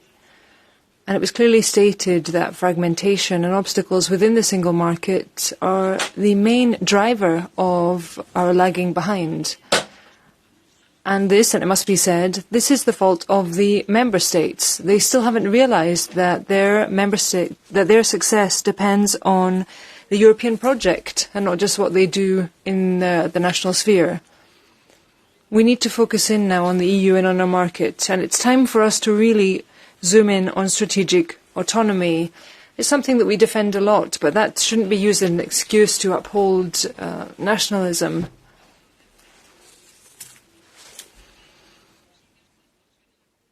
We need to ensure that there are no subsidies that distort fair competition, for instance. The Council is calling for a European preference, but I think that a European success is what we ought to be striving for, and that's about having businesses that work well within a true single market. If our businesses were really competitive, they wouldn't require any kind of protection. And if our businesses are not competitive, then there's no protection that can help them. We need to make sure that we do so without harming the taxpayers. Thank you. I give the floor to Mr. Lopatka. President, ladies and gentlemen, in their conclusions, but also at the start of this session, President Metzeler, like the heads of state and government, correctly said that the war in Iran and the attack on the Gulf states, of course, is not a regional crisis. These are a stress test not only for Europe, but for the entire global economy.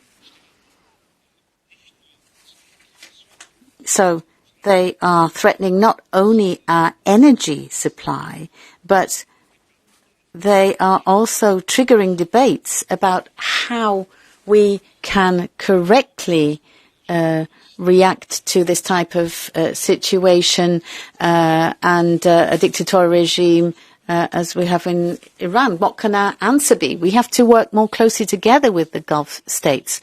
It's not only about free trade agreements, it's really about establishing strategic partnerships, because in the energy field in particular, we will continue to need that region. And we can see that here in Europe, we have a real problem in terms of energy prices. And energy is not a privilege, it's a necessity. So we need to have a reliable, solid partnership with the Gulf states. That's the right answer to the totalitarian regime in Iran, and we have to give that answer. Thank you very much. We now come to the Catch the Eye round. 6 people have asked for the floor, but only 5 I can see in the chamber.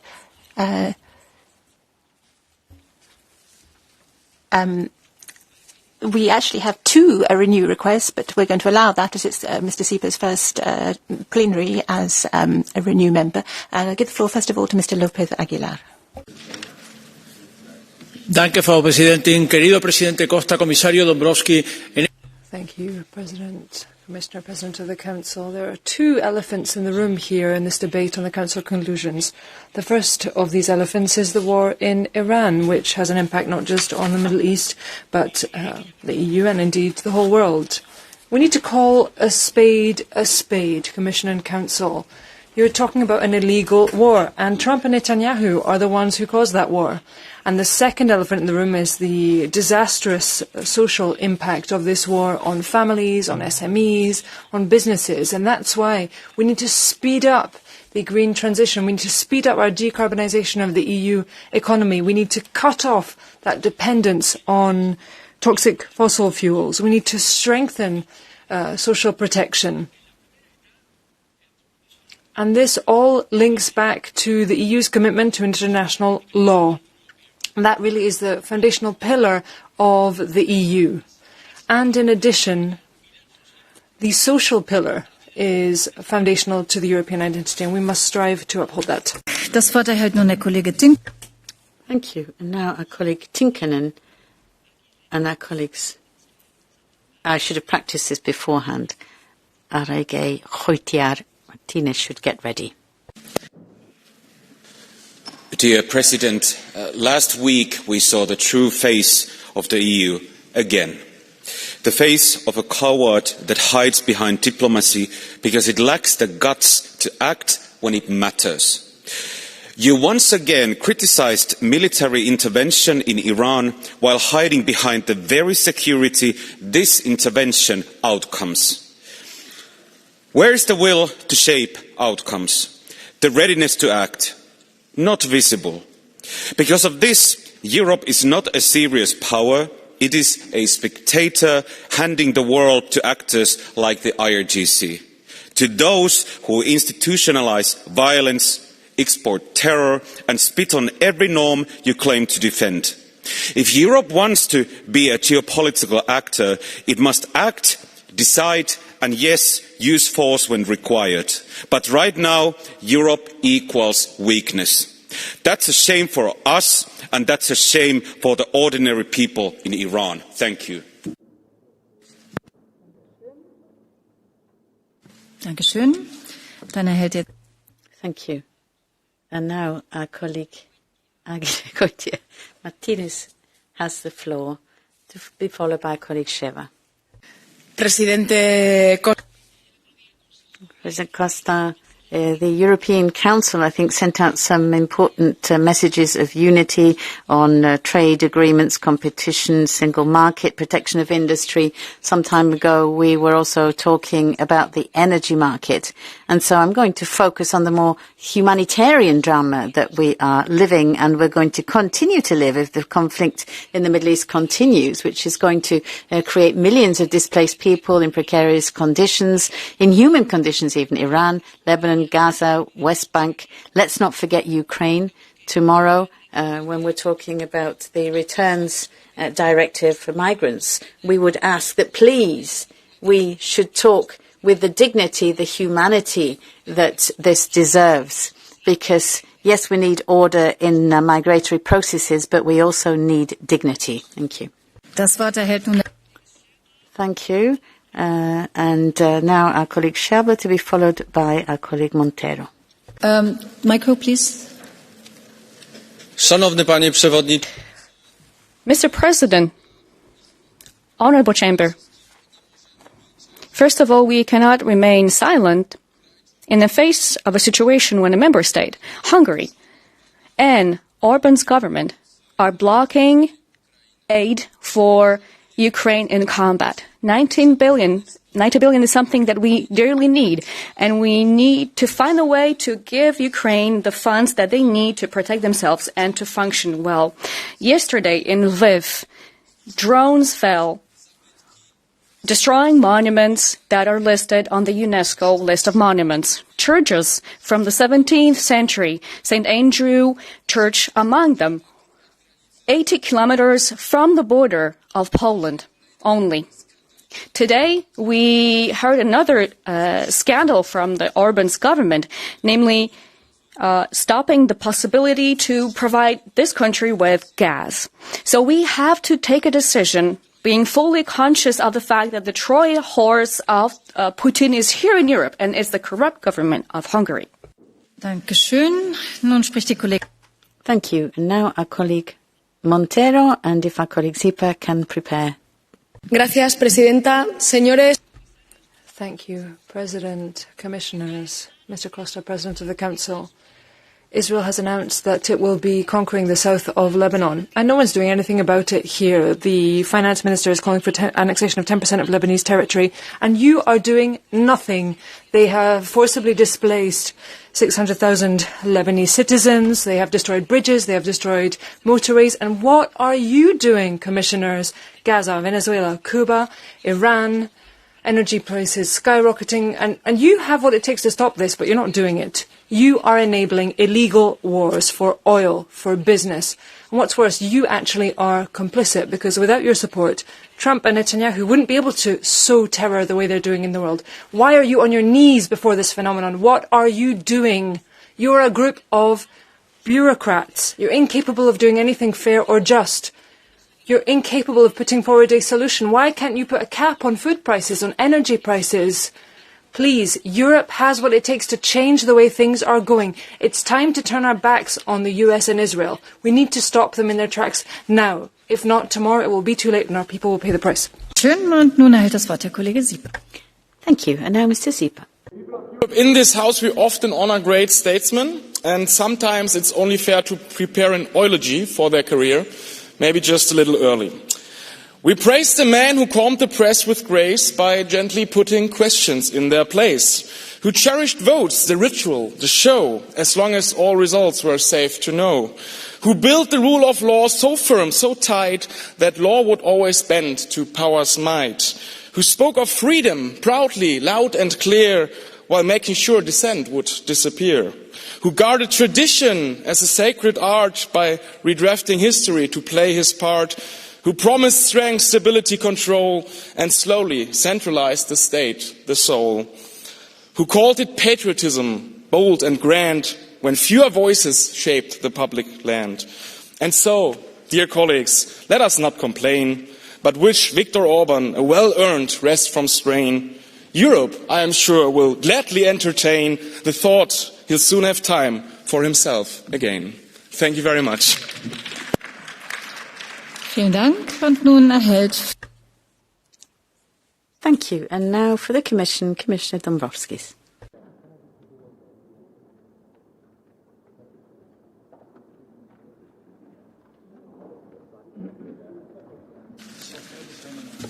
Madam Chair, President Costa, honourable members, well, to start on a lighter note, I'm attending European Parliament plenaries since 2004. I think it's the first time I hear members' intervention as a poem. But in any case, thank you, honourable members, for your valuable contributions to today's debate. And across all the issues we discuss today, one message stands out clearly, that the European Union must act with determination in an increasingly unstable and challenging world. Our unwavering support to Ukraine remains at the core of our efforts. As Ukraine continues to defend its sovereignty and territorial integrity, the European Union will stand firmly by its side politically, financially, economically and militarily as long as it takes. At the same time, we remain committed to increasing pressure on the aggressor Russia and to further weaken its capacity to sustain its war economy. The European Union is also responding to the deeply concerning developments in the Middle East. The situation in the region is extremely serious, with risks that extend far beyond its borders. We call for de-escalation, maximum restraint and the protection of civilians.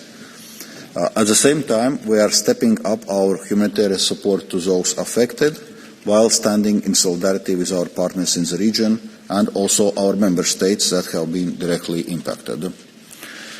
These external challenges have direct consequences for Europe, not least in the field of energy. This is why we are taking targeted and practical measures to mitigate high energy prices for citizens and businesses. From greater flexibility in state aid to action on grid charges, taxation and carbon pricing, the Commission is working across all levers to ensure a more affordable, secure and resilient energy system. At the same time, we know that Europe's strength in the world depends on its economic foundations at home. Deepening the single market, cutting unnecessary administrative burdens and creating better conditions for companies to innovate and grow remain our core priority. With initiatives such as One Europe, One Market and the EU Inc. proposal, we are moving decisively to unlock Europe's full economic potential and boost its global competitiveness. Simplification remains at the heart of these efforts, delivering tangible savings and real benefits for businesses and citizens alike. Taken together, these actions form a part of a broader strategy to ensure that Europe remains resilient, sovereign and capable of acting in a rapidly changing world. This means reducing strategic dependencies, strengthening our industrial and technological base and addressing critical capability gaps. In this context of the further deteriorating geopolitical environment, with Russia's war of aggression against Ukraine continuing to pose an existential challenge to the European Union, the European Council has reaffirmed its determination to decisively ramp up Europe's defence readiness by 2030. We will continue to act with unity, urgency and purpose. Thank you. Herzlichen Dank. Das letzte Wort.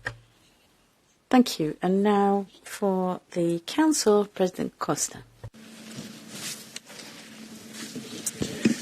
Thank you very much. I will focus on the four main issues that you raised during the debate. Para empezar, voy a hablar sobre la situación en Oriente Medio. Well, I want to talk about the situation in the Middle East. Europe needs to have a clear position and it cannot show double standards. It has to be clear in speaking out in defence of international law when Russia invades Ukraine or when Iran attacks its neighbours in the Gulf or in the near Middle East. Europe has to promote peace, and that's why we are calling on everyone to de-escalate, for Israel to talk with the Lebanese authorities to coordinate the disarmament of Hezbollah and to respect Lebanon's territorial integrity. We are calling for peace, and we're grateful for Greece, France, Spain, Italy, the Netherlands, who have sent military units to defend Cyprus, a member of this union that has been attacked by Hezbollah. But we have to say no to war, but say yes to a fair peace in Ukraine. In other words, Russia has to respect sovereignty and internationally recognized borders in Ukraine and its territorial integrity. But it also means that we need to have an effective two-state solution which will allow the Palestinians to be free and independent and live in peace with their Israeli neighbors. And we have to defend human rights. Human rights belong to everyone, everyone around the entire globe. So we have to defend them. We have to defend them clearly.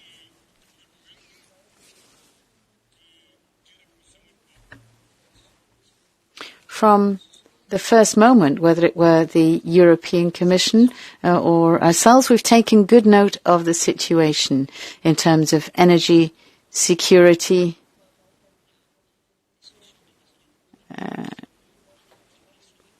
which started with the destruction of oil pipelines by Russia as well. We've made sure that it was possible to use a gas pipeline coming through to the Adriatic. And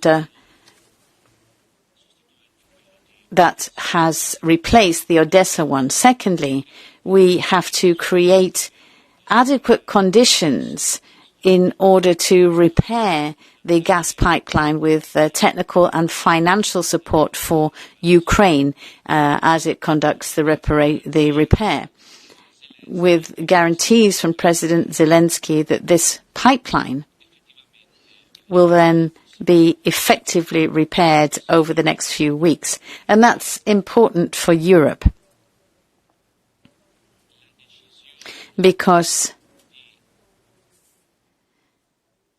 the decision to suspend the use of Russian gas from Slovakia and Hungary was very important. Every unit of gas which is bought from Russia means money that we are sending to Russia for it to continue to finance the war in Ukraine. But when Russia attacks Druzhba, or if there's a war in the Middle East and Iran blocks the Strait of Hormuz, yes, it results in an energy crisis and bills increase. But it's not the reform of the ETS that's going to solve all of this.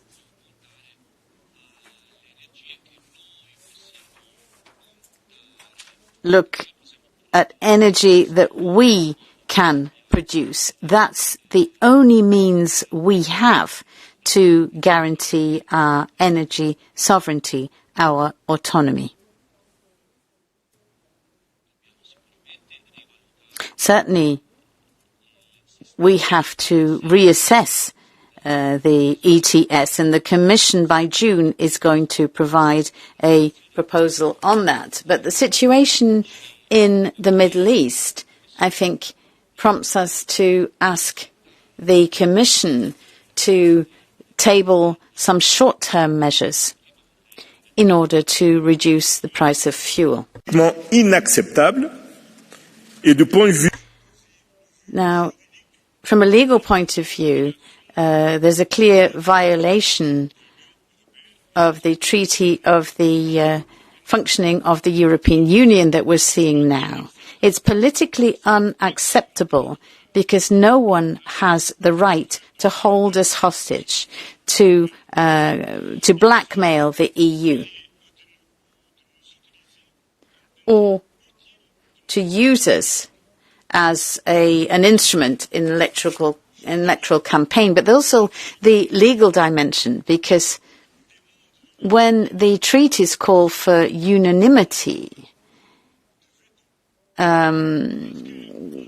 it's all about a veto, because we have to bring together the various different provisions in the treaty which impose on all of us the duty to cooperate fairly. In other words, the duty on all of us to make the effort to achieve an agreement.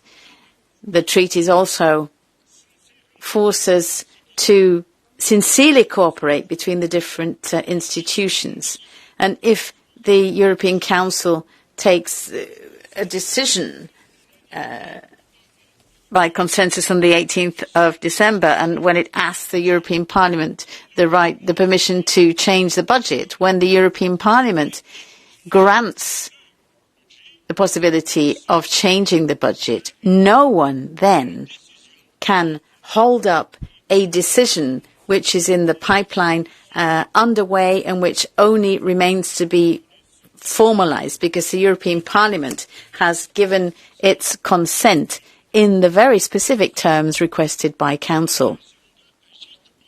And finally, we have to act in good faith. And it's not acting in good faith when conditions are imposed upon us that don't depend either on a member state or on an institution, but rather on Ukraine's capacity to repair the pipeline and Russia's will to destroy it once again, or maybe not. We should not forget that Russia has already attacked the pipeline 23 times. And we cannot, in our decisions, depend on decisions taken by Russia. That we simply cannot accept.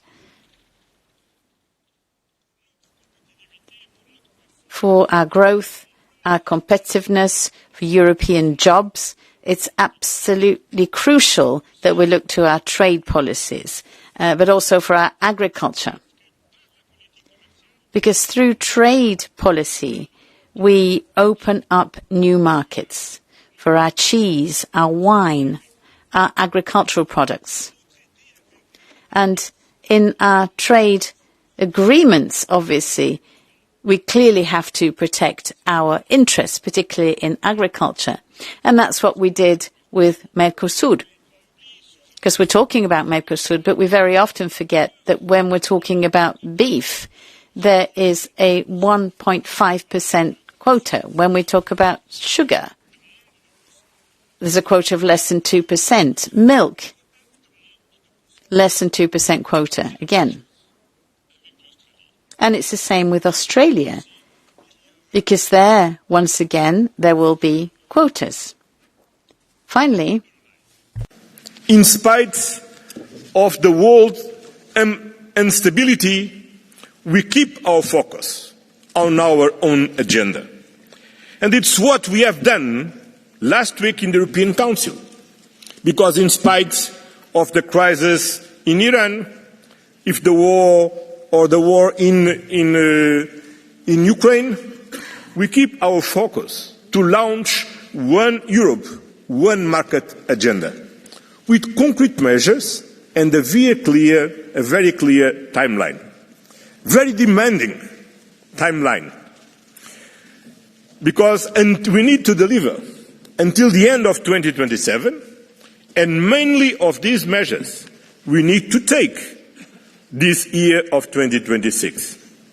I don't repeat again what I have said in my first speech, but we need to deliver on this in order to sustain our social model, in order to create quality jobs, in order to ensure affordability in our society for our citizens, and to invest in our own security and our own defense.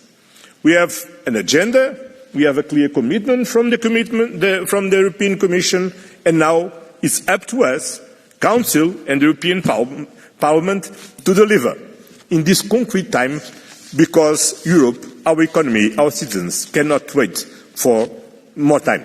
Thank you very much.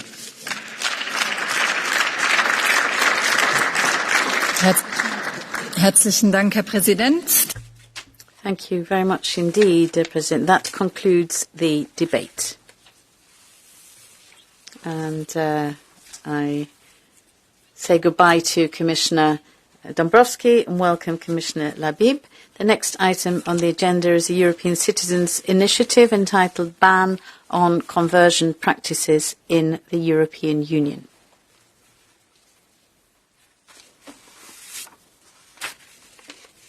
Let's just reshuffle.